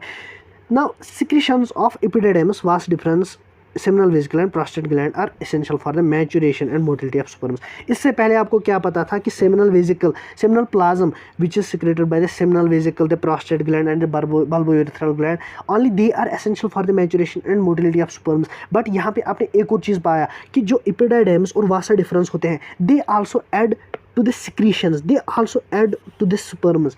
जो sperm का जो semen होता है उसमें इसका भी थोड़ा कंट्रीब्यूशन होता है epididymis और vasa difference का। सो vasa difference और epididymis वो सिर्फ इनको स्टोर और ट्रांसपोर्ट नहीं करते, but they are responsible for maturation and motility of the sperms as well. ठीक है। Now the seminal plasma along with sperms constitute the semen, ये मैंने आपको पहले ही बोल के रखा है। The functions of male accessory ducts and glands they are maintained by the testicular hormones androgens। understood। Main androgen कौन है? टेस्टोस्टेरोन। अब हम आते हैं oogenesis पे। The process of formation of mature female gamete is called oogenesis, बोला था, which is markedly different from the spermatogenesis. Obviously होगा ही। जो oogenesis है that is initiated during the embryonic development stage when a couple of million gamete mother cells oogonia, जैसे वहाँ पे मैंने आपको बोला था कि मेल जर्म सेल्स, यहाँ पे गेमीट मदर सेल्स है ना, formed within each fetal ovary, no more oogonia are formed and added after the birth। मतलब देखो, हमने जब स्पर्मेटोजेनेसिस पढ़ा था, मैंने आपको बोला था ये कब स्टार्ट होता है? Eight the time of puberty. While जब हमने अब oogenesis स्टार्ट किया, यहाँ पे हमने क्या बोला कि प्यूबर्टी पे स्टार्ट नहीं होता बेटा, ये एम्ब्रियोनिक स्टेज में ही स्टार्ट होता है। और उसी एम्ब्रियोनिक स्टेज में ईच ओवरी में couple of million gamete mother cells oogonia, जैसे स्पर्मेटोगोनिया वहाँ पे था, यहाँ पे oogonia होता है। कपल ऑफ मिलियन oogonia पहले से ही ईच फीटल ओवरी में डाल दिए जाते हैं, मतलब प्रेजेंट होते हैं, और आफ्टर द बर्थ कोई और oogonia नहीं बनता। ठीक है। इसका मतलब क्या है? इसका मतलब है फीटल ओवरी अगर ये एक है, ये दो है, इसमें 2 मिलियन है और इसमें 2 मिलियन है, मतलब टोटल हमारे पास अभी कितने हैं? 4 मिलियन oogonia है। अब क्या है, ये जो oogonia है, जैसे स्पर्मेटोगोनिया, उस स्पर्मेटोगोनिया ने क्या किया? पहले प्राइमरी स्पर्मेटोसाइट बनाए माइटोसिस से, उसके बाद जो है फर्स्ट मियोटिक डिवीजन, उसके बाद सेकंड मियोटिक डिवीजन। अब ये जो oogonia है, ये जो गेमीट मदर सेल्स हैं, ये भी मियोसिस करेंगे। ठीक है। अब ये स्टार्ट करेंगे meiosis. These cells start division and enter into prophase 1 of meiotic division. Prophase 1 of meiotic division. अब सेल साइकिल जिसको पता होगा उसको पता होगा कि जो हमारा प्रिपरेटरी फेज होता है सेल साइकिल का, वो दैट सब डिवाइडेड इनटू 4 फेजेस। कौन कौन सा? सॉरी, प्रिपरेटरी फेज नहीं, जो main division phase. Preparatory phase में तो G1S G2 आता है, उसके बाद जो मेन डिवीजन फेज होता है that is divided into 4 phases: prophase, metaphase, anaphase and telophase. Now if we have meiosis 1 and meiosis 2, so similarly we will be having prophase 1, metaphase 1, anaphase 1, telophase 1 and prophase 2, metaphase 2, anaphase 2, telophase 2।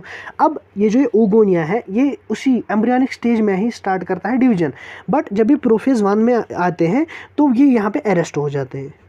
That is they stop their dividing activities here and get temporarily arrested, temporary arrest at this stage.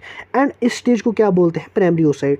अब जो ये oogonia है, अब आपको क्या पता है कि oogonia 2n था, अब इसने प्राइमरी oocyte बनाया। कैसे? By getting arrested in the prophase 1। अब ये अभी अरेस्ट ही हुआ, अभी डिवीजन नहीं हुआ, तो जो प्राइमरी oocyte है वो भी डिप्लॉयड होगी, है ना, उसके पास भी 46 क्रोमोसोम्स होंगे। Now each primary oocyte then gets surrounded by layer of granulosa cells. अब जो ये प्राइमरी oocyte है, for example this is primary oocyte, अब इसमें क्या हुआ? फिर एक प्राइमरी oocyte है, इसमें अब क्या हुआ? इसी एम्ब्रियोनिक स्टेज में ही क्या हुआ? इस पे चढ़ा सराउंड बाय लेयर ऑफ इस पे ऐसे लेयर एक चढ़ी ग्रैनुलोसा सेल्स की। ठीक है, these are the granulosa cells. और इसको अब इस सेल्स की जो ये लेयर चढ़ी, इसकी वजह से इसको क्या बन गया? एक फॉलिकल बन गया, दैट्स कॉल्ड प्राइमरी फॉलिकल। ठीक है। अब जो ये 4 मिलियन oogonia था, जो ये 4 मिलियन oogonia थे, सॉरी 2 ओवरीज में, ये 4 मिलियन प्राइमरी फॉलिकल्स बनेंगे, क्योंकि हर एक अपना अपना डिवीजन स्टार्ट करेगा। So we have how many primary follicles? 4 million. ये मैं आपको आइडियली बोल रहा हूँ। अब क्या है? Each primary follicle then get surrounded, और बन गया क्या? Primary follicle. अब a large number of this follicle degenerate during the phase from birth to puberty. अब जब बर्थ से प्यूबर्टी अब जो फीमेल बेबी है वो डिलीवर हो गया, ठीक है। अब जब तक ये प्यूबर्टी पे चला जाएगा, ये 4 मिलियन फॉलिकल जो है, इनमें से मोस्ट ऑफ द फॉलिकल, जो मेजॉरिटी फॉलिकल्स होंगे वो डिजेनरेट हो जाएंगे। क्या हो जाएंगे? They will get degenerated, and at the time of puberty we are left with only 60 to 80,000 primary follicles in each ovary. So जो ये 2 मिलियन ओगोनिया था किस पे? एम्ब्रियोनिक स्टेज में। अब जब प्यूबर्टी पे पहुंचा 60 to 80 के। सो इन ईच ओवरी, ये एक ओवरी, ये दूसरी ओवरी, इस ओवरी में भी 60 to 80 के प्राइमरी फॉलिकल्स, इसमें भी सेम। सो टोटली हमारे पास कितने हैं? 120 to 160 के, मतलब 1,20,000 to 1,60,000 प्राइमरी फॉलिकल्स अब हमारे पास हैं eight the time of puberty, ठीक है। इसको इरेज करते हैं क्योंकि इस प्राइमरी फॉलिकल को हम आराम से देखेंगे इसके बाद क्या क्या होता है प्यूबर्टी पे। अब क्या है, ये जो प्राइमरी फॉलिकल्स है जब हम प्यूबर्टी पे पहुँचे, ठीक है, they get surround by more layers of granulosa cells and new theca called secondary follicles. अब इस प्राइमरी फॉलिकल को क्या हुआ, देखो पहले क्या था, पहले हमारे पास है ये प्राइमरी oocyte है ना, प्राइमरी oocyte के बाहर क्या है, ये ग्रैनुलोसा सेल लेयर। अब क्या है, और ग्रैनुलोसा सेल्स इस पे चढ़ी, ठीक है, और थीका, थीका मतलब and new theca formation, and new theca formation. For example this is the theca, ये जो ग्रीन में मैंने बनाया, ठीक है, ये थीका है। अब इस स्टेज को हम क्या बोलते हैं? Secondary follicle. अंदर क्या है? अंदर प्राइमरी oocyte ही है जो कि डिप्लॉयड है, अंदर छुन डिप्लॉयड सेल, ठीक है। अब क्या है, जो सेकेंडरी फॉलिकल है it soon gets transformed into tertiary follicle. Secondary से क्या बनेगा? Tertiary follicle, which is characterized by fluid filled cavity called antrum.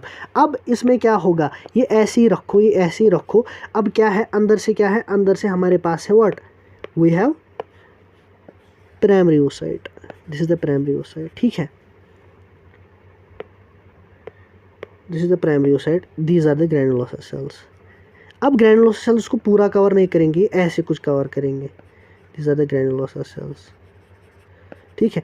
अब यहाँ पे एक कैविटी बनी, अगर आप देख सकते हो, थीका तो बनाएंगे ही, है ना, थीका आप अब सोच लो कि थीका मैंने नहीं बनाया क्योंकि टाइम के लिए। अब यहाँ पे एक कैविटी बनी, दैट इज फ्लूइड फिल्ड। अब जब इस सेकेंडरी फॉलिकल में ऐसी कैविटी बनेगी, फ्लूइड फिल्ड कैविटी, इस स्टेज को हम बोलते हैं क्या? टेरिशरी फॉलिकल, ठीक है। अब जो ये थीका लेयर थी जो मैंने ग्रीन कलर में बनाई थी, this gets organised into theca interna and outer theca externa. ये जो थीका लेयर है ये इसके दो हिस्से हो जाते हैं, एक इंटरनल लेयर और एक external layer. It is important to draw your attention that it is at this stage that the primary oocyte within the tertiary follicle grows in size and completes its first meiotic division, and this division is unequal, resulting in the formation of large haploid secondary oocyte and a tiny first polar body. मतलब अब इस tertiary follicle में जो है इसमें meiosis 1 होगा complete, prophase 1 जिसमें arrest हुआ था ये रिलीज़ हो जाएगा, ठीक है। और उसके बाद जो है, उसके बाद ये जो अंदर वाली जो ये प्राइमरी oocyte थी, इससे क्या होगा, ये जो प्राइमरी oocyte थी फॉर 1 मिनट, ये बहुत कंफ्यूज करता है क्योंकि मुझे बहुत कंफ्यूज किया था इस oogenesis ने। इससे क्या बना, इससे एक तो लार्ज सेकेंडरी oocyte बना और small first polar body, this called first polar body and secondary oocyte। ये क्या था, ये 46 क्रोमोसोम्स वाला डिप्लॉयड, मतलब 2n। ये सेकेंडरी oocyte क्या होगी, it will B 23, that's haploid. Similarly first polar body भी हैप्लॉयड होगी, ठीक है। The secondary oocyte retains the bulk of the nutrients, जैसा मैंने आपको डायग्राम में दिखाया। सो बल्क ऑफ द न्यूट्रिएंट्स जो इस प्राइमरी oocyte के होते वो सेकेंडरी oocyte में चले जाते हैं, ठीक है। Can you think of the advantage of this? Do the first polar body born out of the meiotic division divide further? ये फर्दर डिवाइड नहीं होते, ये रिलीज़ हो जाती है आफ्टर दिस, है ना। और इसको आपको इस पे ध्यान भी नहीं देना है, जैसा कि यहाँ पे दिखाया है, at present we are not very certain about it. So जब ये सर्टन नहीं तो आपको इस सब के झंझट में पढ़ने की ज़रूरत नहीं है, एनसीईआरटी पढ़ो चुपचाप। अब ये जो टेरिशरी फॉलिकल है, टेरिशरी फॉलिकल में अब क्या है हमारे पास, सेकेंडरी oocyte, क्योंकि इसने क्या ना division, further change into mature Graafian follicle. So देखो, अगर आपको यहाँ पे एक चीज़ याद रखनी पड़ेगी कि टेरिशरी फॉलिकल को कैटेगराइज करने के लिए, टेरिशरी फॉलिकल को बोलने के लिए कि ये फॉलिकल टेरिशरी फॉलिकल ही है, हमें क्या होनी चाहिए, एंट्रम होना चाहिए, फ्लूइड फिल्ड कैविटी होनी चाहिए। अब अगर इसमें सेकेंडरी oocyte है, अगर अब इसने डिवीजन किया है तो ये किस स्टेज में है, अब it has gone into the Graafian follicle stage. Now the secondary oocyte, ये जो सेकेंडरी oocyte बनी, it forms a new membrane called zona pellucida. So जो जोना पेलुसिडा फॉर्मेशन है, जो इस फॉर एग्जांपल देखो ये अब सेकेंडरी oocyte है ना, ये सेकेंडरी oocyte आप अपने बाहर से जो है, जस्ट टू कॉम्प्लिकेटेड,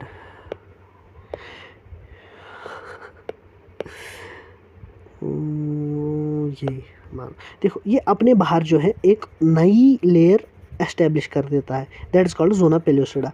सो ऐसा भी आपको क्वेश्चन आ सकता है कि at which stage the secondary oocyte forms zona pellucida outside it, that is the Graafian follicle stage. ठीक है, ये जो ग्राफियन फॉलिकल है ये अब रप्चर होता है और ये जो सेकेंडरी oocyte है that is released from the ovary and this process is called ovulation.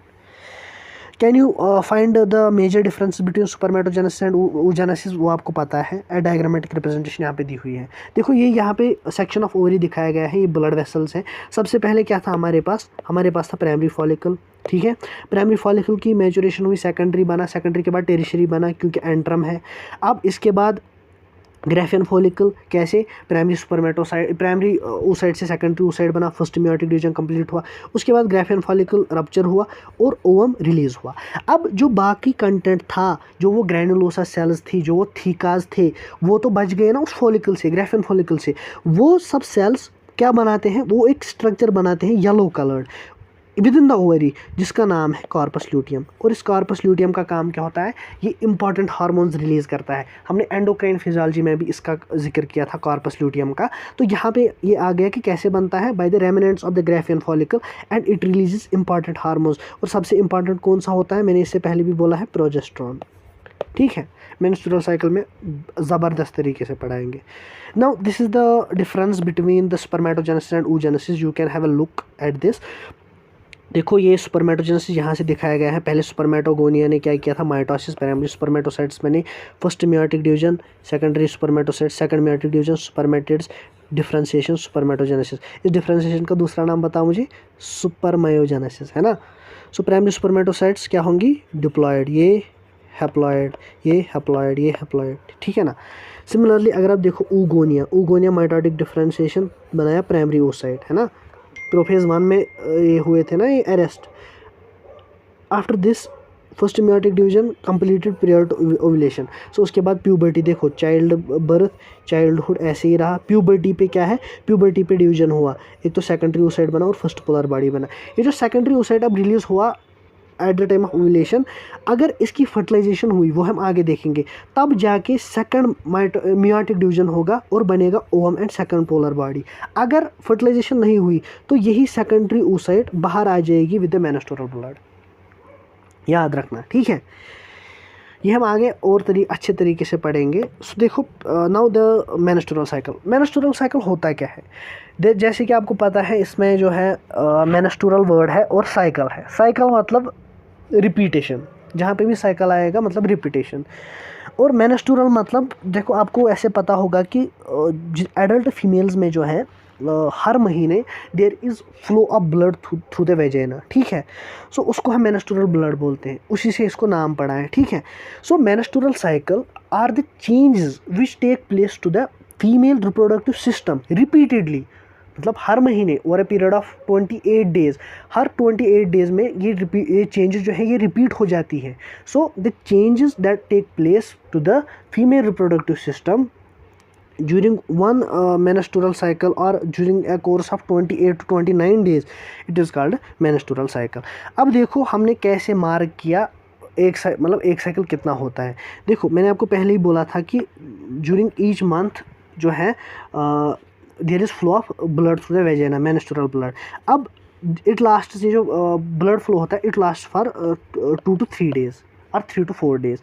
अब फॉर एग्जांपल एक लेडी में जो है, एक एडल्ट हेल्दी लेडी में आज मेंस्ट्रुअल ब्लीडिंग हुई, अब 2-3 दिन के लिए रुकेगी। ठीक है, 2-3 दिन के लिए होगी, उसके बाद वो बंद होगी। आफ्टर 28-29 डेज उसको फिर से होगा। सो ये जो बीच में ये स्पैन है, इसमें काफ़ी ज़्यादा चेंजेस आएंगे to the female reproductive system, to the uterus, to the ovaries, और इसी को हमने बोला menstrual cycle.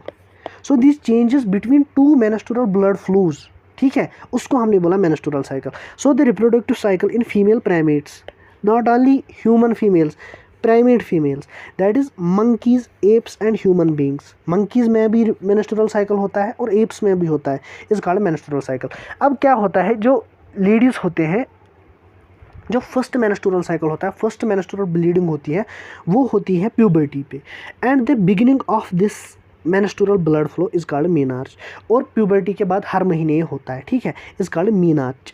In human females menstruation is repeated at average interval of about 28 to 29 days, and the cycle of events starts from one menstruation till the next one called menstrual cycle। वही मैंने बोला, one menstruation to another menstruation, menstruation मतलब वही blood flow, ठीक है, and menstrual cycle the changes between two blood flows, ठीक है। Now during each menstrual cycle one ovum is released during the middle of this cycle। मतलब ये अगर day 1 है, अगर इस स्केल पे मैंने आपको यहाँ पे डे 1 माना और ये डे 28 है, जो बीच में for that is the 14th day, इस 14th डे पे क्या होगा, there will be release of one ovum during each cycle. For example अगर पहले महीने में राइट वाली ओवरी वो एक ओवम देगी, दूसरे महीने में लेफ्ट वाली देगी, वैसे अल्टरनेटली, ठीक है, of each menstrual cycle। The major events of the menstrual cycle are shown in figure 3.9। ठीक है, पहले हम जो है इसकी थ्योरी पढ़ेंगे, उसके बाद ये डायग्राम करने में मज़ा आता है, और क्योंकि आपको ऑलरेडी चीज़ें पता होती है। This cycle starts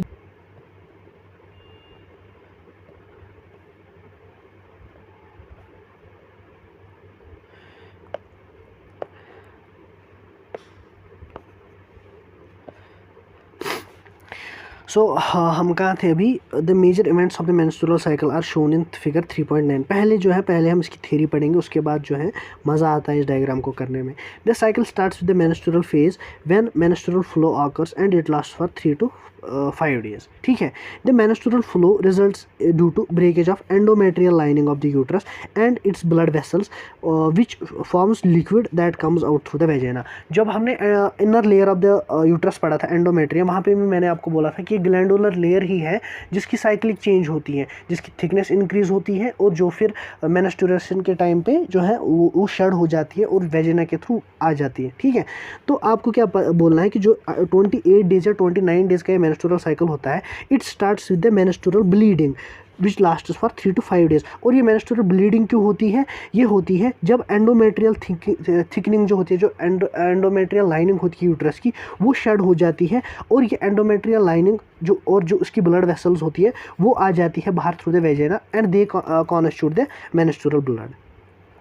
अब क्या है, मेंस्ट्रुएशन सिर्फ तब होती है जब जो रिलीज्ड ओवम था, जो सेकेंडरी oocyte रिलीज हुई थी, जब वो फर्टिलाइज नहीं होती। अगर वो फर्टिलाइज नहीं होती है तो क्या होता है, जो सेकेंडरी oocyte है वो आ जाती है यूट्रस में, और वहाँ से जो है वहाँ देखो, मैंने आपको पहले ही बोला था, पहले मैं आपको इसका आउटलाइन देता हूँ, उसके बाद आपको ये समझ आ जाएगा।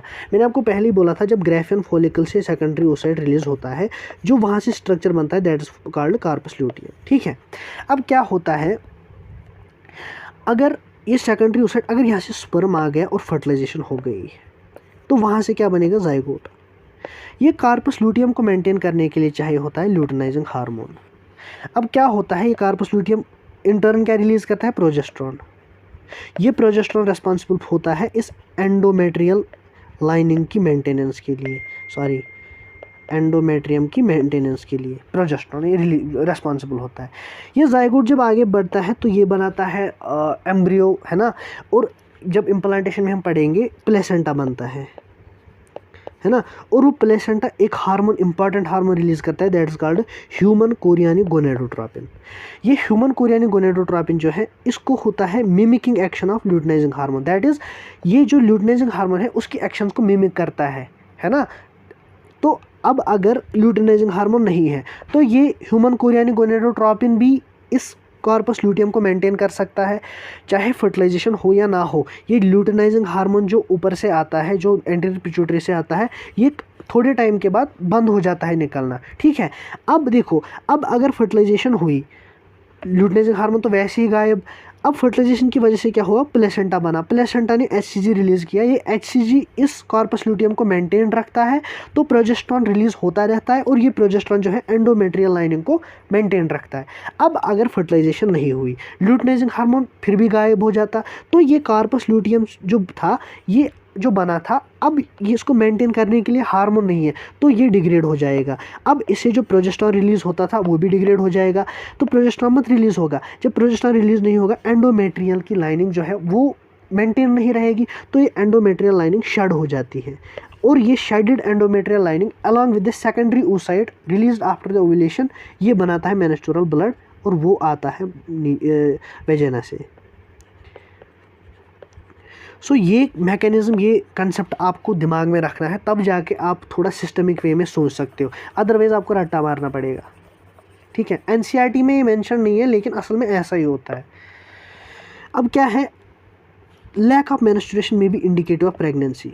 अब अगर मेंस्ट्रुएशन नहीं हुआ, इसका मतलब प्रेगनेंसी भी हो सकती है। पहले मैंने आपको बोला था कि अगर प्रेगनेंसी हुई तो क्या होगा, तो एंडोमेट्रियल लाइनिंग नहीं शेड होगी, क्योंकि human chorionic gonadotropin that will mimic the actions of luteinizing hormone.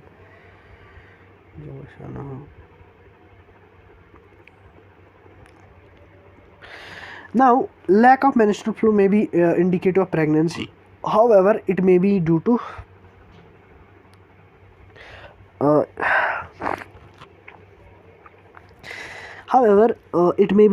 देखो, अगर प्रेगनेंसी हुई ना, इसका मतलब आपको मैंने भी समझा है। However it may be due to some other causes like stress की वजह से, पुअर हेल्थ की वजह से, इसकी वजह से भी मेंस्ट्रुएशन नहीं हो सकती। तो अगर अब एक फीमेल में पीरियड्स मिस हो गए, इसका मतलब क्या है, इसका मतलब ज़रूरी नहीं है कि वो प्रेग्नेंट है, स्ट्रेस की वजह से, पुअर हेल्थ की वजह से भी हो सकता है उसके पीरियड्स मिस हो जाए। ठीक है, नाउ दिस मेंस्ट्रुअल फेज जो है, जो ब्लीडिंग फेज है, it is followed bye follicular phase. उसके बाद क्या होता है, फॉलिकुलर फेज। और इस फॉलिकुलर फेज में क्या होता है, जो प्राइमरी फॉलिकल्स हमने पढ़े थे ओवरीज में होते हैं, they will grow and become क्या, ग्राफियन फॉलिकल्स। अब ग्राफियन फॉलिकल्स बने किस में, फॉलिकुलर फेज में। और एक तो यहाँ से क्या हो गया, एक तो यहाँ से ग्राफियन फॉलिकल्स बनना, वो कहाँ पे होगा, वो ओवरीज में होगा। जो यूट्रस है, यूट्रस में क्या होगा, जो एंडोमेट्रियल शेड हुआ था, वो एंडोमेट्रियम जो है वो अपनी थिकनेस फिर से गेन करेगी। The endometrium of uterus regenerates through proliferation. तो एंडोमेट्रियम में भी प्रोलिफरेशन होगी और उसकी थिकनेस फिर से बढ़ेगी। So these changes in the ovary and uterus are induced by changes in the levels of pituitary and ovarian hormones. Pituitary hormone कौन है, luteinising hormone, follicle stimulating hormone. While ovarian hormone कौन कौन सा है, ovarian hormone will be the estrogen, the progesterone है ना, वो होंगे ओवेरियन हार्मोन्स। तो उनकी स्केल भी हम यहाँ पे पढ़ेंगे। अब क्या है, the secretion of gonadotropins, that's luteinizing hormone and follicle stimulating hormone increase gradually during the follicular phase. So during this follicular phase उनका increase होगा, मतलब उनका slope upwards होगा, and stimulate follicular development as well as secretion of estrogen by the growing follicles. ठीक है, both luteinizing hormone and follicle stimulating hormone attain peak at the middle of cycle, that is 14th day पे luteinizing hormone and follicle stimulating hormone peak attain करेगा अपनी concentration का। लेकिन यहाँ पे आपको ध्यान रखना है ल्यूटिनाइजिंग हार्मोन का, जो ल्यूटिनाइजिंग हार्मोन है उसकी पीक ज़्यादा होगी और इस मिड साइकिल में, और उसको हम क्या बोलते हैं, that is called LH surge. And इस LH सर्ज की वजह से क्या होता है, ग्राफियन फॉलिकल रप्चर होता है एंड ओव्यूलेशन होती है। So the ovulation at the 14th day of the menstrual cycle is induced by the luteinizing hormone, by the surge of the luteinizing hormone, that is the peak of the luteinizing hormone. अब अगर ovulation हुई तो इसको क्या बोलेंगे हम, ovulatory phase. इस ovulatory phase के बाद क्या होगा, जो ग्राफियन फॉलिकल के रेमिनेंट्स होंगे, जो मैंने अभी बोला था, granulosa cells, the theca, they will transform to form corpus luteum. So ovulatory phase के बाद जो फेज होगा, that is called luteal phase. क्या बोलते हैं, luteal phase. The corpus luteum secretes large amounts of progesterone, जो मैंने अभी बोला, which is essential for maintenance of endometrium. Such an endometrium, जो एक थिकन्ड एंडोमेट्रियम होती है, it is necessary for implantation of fertilised ovum and other events of pregnancy. So अब अगर फर्टिलाइजेशन होती है, अब अगर जाइगोट बनता, तो जाइगोट को यूट्रस में एम्बेड होना पड़ता ना, सो दैट वो प्रॉपरली जो है उसकी जेस्टेशन हो पाए। तो उसके लिए जो एंडोमेट्रियम है, जहाँ पे उसको इम्प्लांट होना है, वो ऑलरेडी प्रिपेयर्ड होनी चाहिए, अच्छी से थिक होनी चाहिए। ठीक है, during pregnancy all the events of menstruation stop. जब मैंने अभी आपको बोला events of menstruation stop and there is no menstruation. So pregnancy में कोई मेंस्ट्रुएशन नहीं होती। In the absence of fertilisation जो कार्पस ल्यूटियम है वो डिजेनरेट होता, जो मैंने अभी बोला। This causes disintegration of the endometrium. क्या होगा? Disintegration of the endometrium leading to menstruation. ठीक है, marking a cycle. So in human being जो मेंस्ट्रुअल साइकिल होता है it ceases around 50 years of age, जो मैंने पहले ही आपको इंट्रोडक्शन में भी बोला था। और इस सेसेशन को हम क्या बोलते हैं? Menopause. So the start of the menstrual cycle at the puberty called menarche, and the closure, the senescence of this menstrual cycle at the age of 50 years is called menopause. So cyclic menstruation is an indicator of normal reproductive phase and extends between menarche and menopause. After this ये यहाँ पे table दिया हुआ है menstrual hygiene का, not important but you can still go through this. इसमें कुछ helpful knowledge है आपके लिए, खासकर जो फीमेल एस्पिरेंट्स हैं उनके लिए। Coming on to the fertilisation and implantation. पहले मैं चेक करूँ कि मार्कर चलेगा कि नहीं। हाँ चलेगा, शुक्र अल्लाह का। Fertilization and implantation. अब क्या है? During copulation, during coitus, during sexual intercourse, semen is released by the penis into the vagina, you know that, and it's called insemination. अब ये मोटाइल स्पर्म जो है they swim rapidly, pass through the cervix, enter into the uterus and finally reach the ampullary region. इससे पहले भी बोला था of the Fallopian tube. The ovum released by the ovaries also transported to the ampullary region. कैसे? By the fimbriae of the infundibulum, बोला था ना तब। अब फर्टिलाइजेशन कब होगा? Fertilization can only occur if ovum, सिर्फ तब होगी when the ovum and sperm are transported simultaneously to the ampullary region and it is the reason why all knot copulations lead to fertilization. So कभी कभार क्या होता है? Sperm पहले पहुंच जाता है या लेट पहुंच जाता है एग से, जिसकी वजह से फर्टिलाइजेशन नहीं होती। So the fertilization only takes place जब स्पर्म और एग जो है एम्पुला में साइमल्टेनियसली पहुंच जाते हैं। अब the process of fusion of the sperm with the ovum is called fertilization, you know this. During fertilization जो स्पर्म होता है it comes in contact with the zona pellucida layer of the ovum and induces change in the membrane. Here is the diagram, ये आपको याद रखना है, ये labelling बहुत इंपॉर्टेंट है। जो बाहर से ऐसे ऐसे टुकड़े जैसे हैं, जो चिप्स जैसे हैं, these are the cells of corona radiata. अंदर से जो ये घास जैसा है, this is the zona pellucida layer, while as the pinkish space it is the perivitelium space and this is between the corona radiata and the cell membrane of this ovum. ठीक है, labelling बहुत important है। अब ये for example ये एक sperm आया और इसने इस ज़ोना पेलिसोइडा को पेनिट्रेट किया। ये क्या करता है? ये ज़ोना पेलिसोइडा में ऐसे चेंजेस करता है जिसकी वजह से जो बाकी स्पर्म्स हैं वो ब्लॉक हो जाते हैं। अब ये स्पर्म और ये स्पर्म है ये इसको पेनिट्रेट नहीं कर सकते, जिसकी वजह से it ensures that only one sperm can fertilize an ovum. ठीक है, the secretions of the acrosome help the sperm enter into the cytoplasm of the ovum through the zona pellucida and plasma membrane. पहले ही बोला था जो acrosome में enzymes होते हैं which is present in the anterior part, anterior to the nucleus, तो उसमें जो एंजाइम्स होते हैं they help in the penetration in the fertilisation. अब क्या है? When this sperm penetrates this secondary oocyte, होता क्या है? सेकंड मियोटिक डिवीजन होता है। मैंने पहले ही बोला था कि मियोसिस सेकंड तब होगा जब स्पर्म पेनिट्रेट करेगा, जब फर्टिलाइजेशन होगी।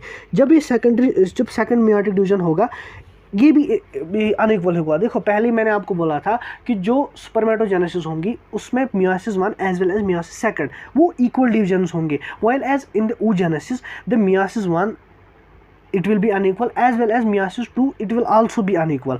सो पहले मियोसिस में क्या हुआ था? एक प्राइमरी oocyte से क्या बना था? एक सेकेंडरी oocyte बनी थी और एक फर्स्ट पोलर बॉडी बनी थी। अब ये जो सेकेंडरी oocyte है वो सेकंड मियोटिक डिवीजन करेगी जो कि अनइक्वल है, which is also unequal and results in the formation of second polar body and haploid ovum ooted। वहाँ पे क्या था? स्पर्मेटेड, यहाँ पे क्या है? ooted। तो आपने क्या देखा? आपने देखा एक प्राइमरी स्पर्मेटोसाइट से 4 स्पर्मेटेड, वाइल एज एक प्राइमरी oocyte से एक ooted। Soon the haploid nucleus जो होता है स्पर्म का and that of ovum fuse together to form diploid zygote. अब देखो ये बहुत इंपॉर्टेंट है, बहुत बार फिर इंसान बोलता है कि यार ये क्वेश्चन आउटसाइड एनसीईआरटी आया था। देखो अब क्या बनेगा? जाइगोट बनेगा स्पर्म और ooted के फ्यूजन से। क्या है कि money of the times question आता है जो जाइगोट का साइटोप्लाज्म है, ये एक सेल होगी ना, डिप्लॉइड सेल होगी, जो उसका साइटोप्लाज्म है वो कहाँ से आता है? A part sperm, B part ooted, C part both, D part none. तो कन्फ्यूजन क्या होता है कि जब फ्यूजन होगा तो 2 सेल्स मिलेंगी तो जो साइटोप्लाज्म होगा इस जाइगोट का वो दोनों से आएगा। लेकिन देखो यहाँ पे एनसीईआरटी ने मेंशन किया है the fusion is between the nucleus of the sperm, सिर्फ स्पर्म के न्यूक्लियस से, और जो ओवम है एज ए होल। सो जो साइटोप्लाज्म होगा that will come from the ovum, है ना। तो यहाँ पे आपको ये याद रखना है कि स्पर्म का सिर्फ न्यूक्लियस लगता है और ओवम एज अ होल लगता है और बनता है zygote. Now one has to remember that the sex of the baby has been decided at this stage. ये आपको पता होना चाहिए। देखो क्यों, देखो जो प्राइमरी स्पर्मेटोसाइट थी वो क्या थी, वो थी 44XY, ठीक है। अब जो सेकेंडरी स्पर्मेटोसाइट्स बनी वो क्या थी, 22X या 22Y, दोनों में से एक, ठीक है। और जो स्पर्मेटोजोआ बने, यहाँ से क्या बनेगा 22X और यहाँ से क्या बनेगा 22Y 22Y। अब ये जो स्पर्मेटोजोआ है, स्पर्म है, ये क्या हो सकता है, 22X भी हो सकता है और 22Y भी हो सकता है, सॉरी दिस इज़ Y, ठीक है। अब हम देखते हैं oogenesis। oogenesis कहाँ से स्टार्ट होता है, oogonia से। oogonia क्या है 44XX। और जो इससे secondary primary spermatocyte, secondary spermatocyte या ooted जो भी बनेगा वो होगा 22X ही, हमेशा से 22X। सो जो बेबी बनेगा, जो उसका सेक्स होगा, that will be determined by this spermatozoa. ये स्पर्मेटोजोआ का जो जीनोटाइप है वो डिटरमाइन करेगा कि वो लड़का होगा या लड़की होगी। अगर 22X स्पर्मेटोजोआ 22X के साथ फ्यूज़ करेगा तो वो 44XX बनेगा, तो ये होगी गर्ल, ठीक है। वाइल एज अगर 22Y स्पर्मेटोजोआ होगा, ये फ्यूज़ होगा विथ 22X ओवम, ओवम तो हमेशा 22X ही होगा, तो वो बनेगा 44XY, तो बनेगा boy. So it is at this time of fertilisation that the sex of the baby has been determined, है ना, वहीं पे डिसाइड होगा ना, क्योंकि जो स्पर्म का न्यूक्लियस है वो अगर Y वाला होगा तो बॉय होगा, X वाला होगा तो गर्ल होगी। सो यहाँ पे यही थ्योरी दी गई है, as you know chromosome pattern in human female is XX और बॉय मेल्स में क्या होता है XY। Therefore all haploid gametes over produced by the female have sex chromosome X, while as female जो मेल गेमीट्स होंगे वो या तो X होंगे या तो Y होंगे। सो 50% स्पर्म्स जो है उनमें X क्रोमोसोम होगा, वाइल एज अदर 50 में क्या होगा Y क्रोमोसोम। यहाँ पे दिखाया था after fusion of the male and female gamete the zygote would carry either X or XX depending on whether the sperm carrying X, ये मैंने आपको यहीं पे बोला, यही वही थ्योरी में दिखाया गया है। the zygote carrying XX would develop into female baby while as, है ना। तो एक चीज़ आपको याद रखनी है, यहाँ से आपको क्या पता चला कि अगर sex of the baby determine होता भी है तो वो स्पर्म से डिटरमाइन होता है। स्पर्म किस टाइप का होगा उससे डिटरमाइन होगा, ना कि एग से। सो ये मिथ है, मतलब बहुत ये ना domestic abuse, domestic violence cases में वहाँ पे मतलब जो इलिटरेट होते हैं, जो अनएडुकेटेड पीपल होते हैं, वो अपनी जो वाइफ्स होती हैं उनको बोलते हैं कि यू आर रेस्पॉन्सिबल कि हमें बेटी हुई, ठीक है। सो रेस्पॉन्सिबल तो कोई नहीं दोनों में से। अब अगर जेनेटिकली, अगर साइंटिफिकली कोई है भी तो वो मेल पार्टनर ही है, ठीक है। अब क्या है, अब ये जायगोट बना, ये कहाँ पे बना, ये यहाँ पे बना, यहाँ पे इस एम्पुला में। अब इसको कहाँ पे इम्प्लांट होना है, यूट्रस में। तो अब ये इस्थमस की तरफ जो है माइग्रेट करेगा और फिर यूट्रस में आ जाएगा। बट ये सिंगल सेल्ड है ना, ये सिंगल सेल्ड है। अब ये सिंगल सेल्ड को जो है इसको डिविजन्स होंगे, और जो डिविजन्स होते हैं इस जायगोट में उनको एक एम्ब्रियोनिक एक पर्टिकुलर टर्म दी गई है, that's called cleavage. The mitotic division starts as the zygote moves through the isthmus of the oviduct called cleavage towards the uterus and forms 2, 4, 6 daughter cells called blastomeres. So अगर ये single celled है 1 से 2 बनेंगे, 2 से 4, 4 से 8, है ना। तो जो अब इस स्टेज में सेल्स होंगे, फॉर एग्जांपल 4 सेल्ड स्टेज है, जो ये 4 सेल्स होंगे दीज आर कॉल्ड ब्लास्टोमोर्स, 4 ब्लास्टोमोर्स, ठीक है। अब जो स्टेज होगा बिटवीन 8 to 16, जब 8 से लेके 16 सेल्स, 16 ब्लास्टोमोर्स इस स्ट्रक्चर में होंगे, that stage is called morula, मोरियोला।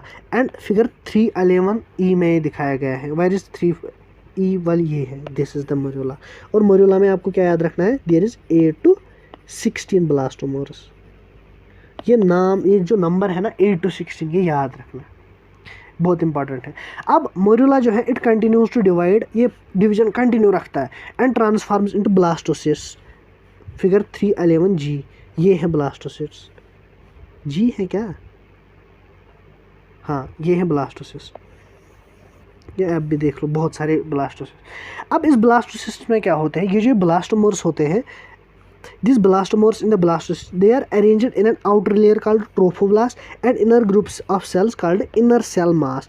इस डायग्राम में आप देख सकते हो, देखो जो ब्लास्ट सेल्स हो गए ना वो अरेंज हुए, एक तो ये बाहर वाली लेयर जो ब्लू में दिखाई गई है दिस इज कॉल्ड ट्रोफोब्लास्ट, और जो अंदर वाला ये येलो कलर का है this is called inner cell mass. अब जो ट्रोफोब्लास्ट है, ये ट्रोफोब्लास्ट लेयर एम्बेड होती है with the endometrium of the uterus और इम्प्लांटेशन होती है। वेल एज ये जो इनर सेल मास है यही आगे जाके फीटस बनाता है।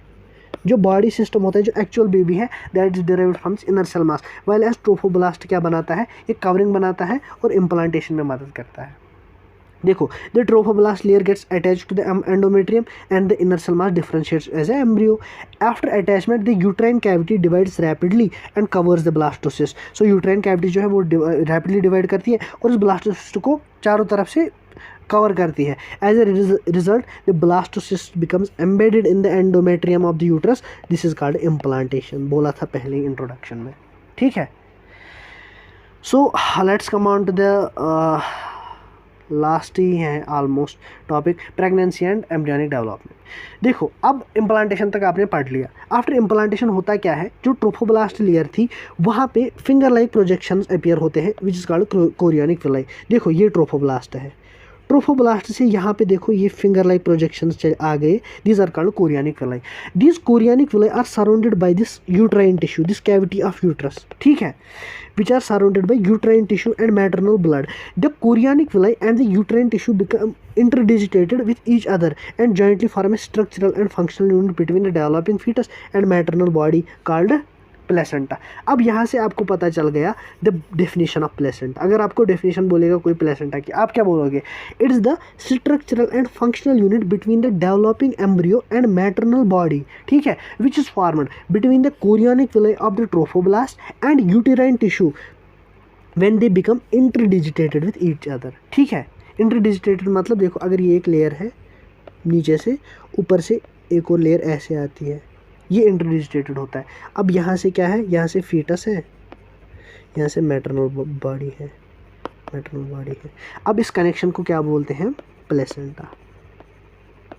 इस प्लेसेंटा का फंक्शन क्या होता है, it facilitate the supply of oxygen, nutrients to the embryo and also removal of carbon dioxide and excretory waste materials produced by the embryo.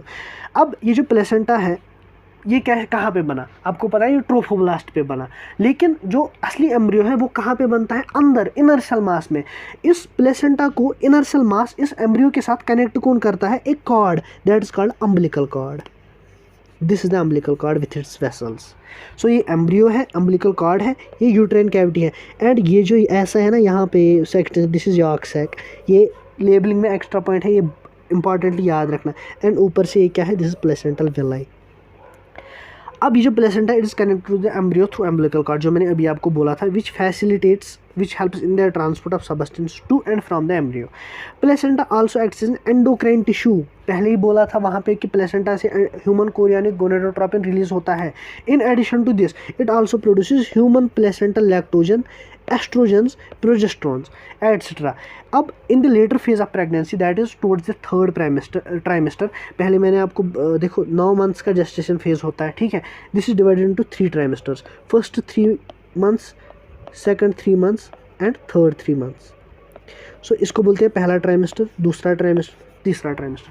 Towards the end of the pregnancy, मतलब इस तीसरे trimester में एक hormone जिसका नाम है relaxin, it is secreted by the ovary. Ovary एक और हार्मोन रिलीज करता है कॉल्ड रिलैक्सिन।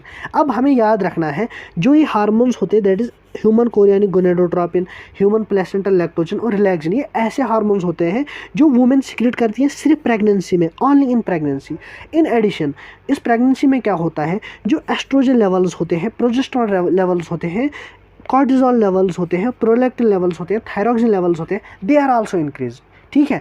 तो अब क्या है, अब आपको ये तो पहले से थोड़ा दिमाग में होता कि प्रेगनेंसी में एस्ट्रोजन, प्रोजेस्टेरॉन और प्रोलैक्टिन इंक्रीज होगी, लेकिन कॉर्टिजोल और थायरॉक्सिन का आपको आइडिया नहीं होता। तो ये बहुत इंपॉर्टेंट है, these are worthy remembering that cortisol and thyroxine की लेवल भी बढ़ती है ड्यूरिंग प्रेगनेंसी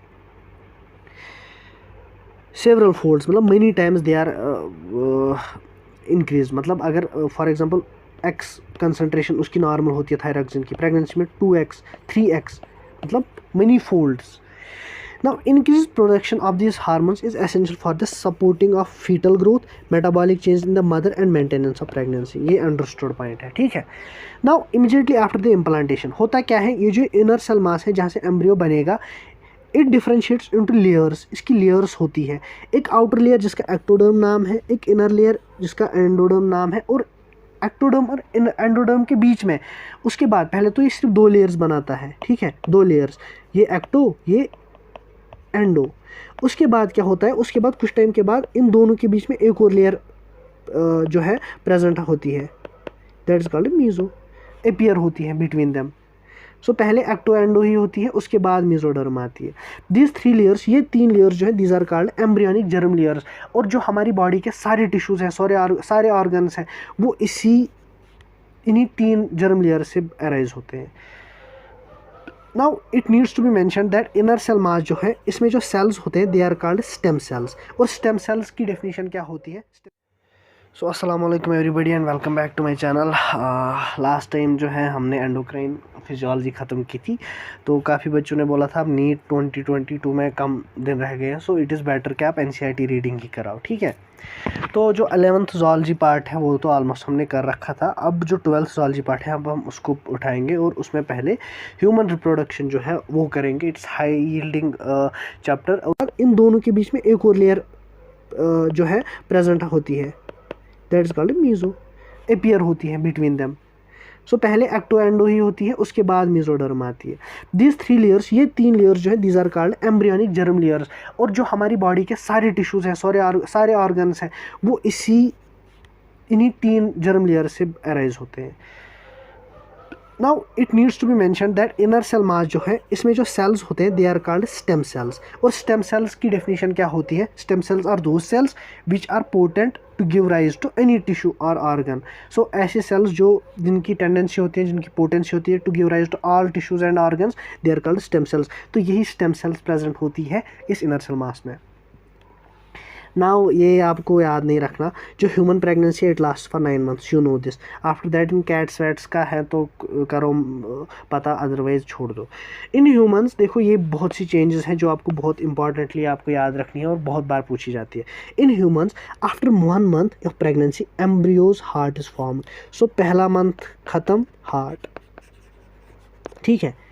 ये कैसे हमें पता चलता है? The first sign of growing foetus may be noticed by listening to the sound, heart sound carefully through the stethoscope. By the end of 2nd month, अब जब दूसरा मंथ खत्म होगा तो क्या होगा? There will be development of limbs and digits, limbs and digits. और by the end of 12th week, that is जब फर्स्ट ट्राइमेस्टर खत्म होगा, फर्स्ट ट्राइमेस्टर क्या होगा?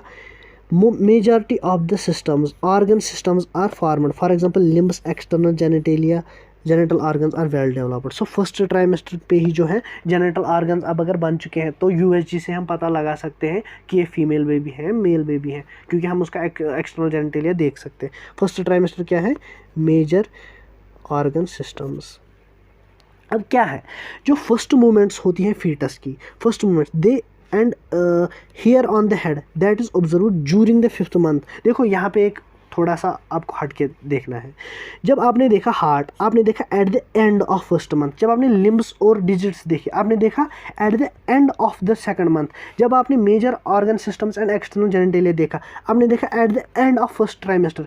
बट जब आपने मूवमेंट्स देखी and hair on the head देखा, तो वो आपने at the end of 5th month नहीं देखा, आपने देखा ड्यूरिंग 5th month।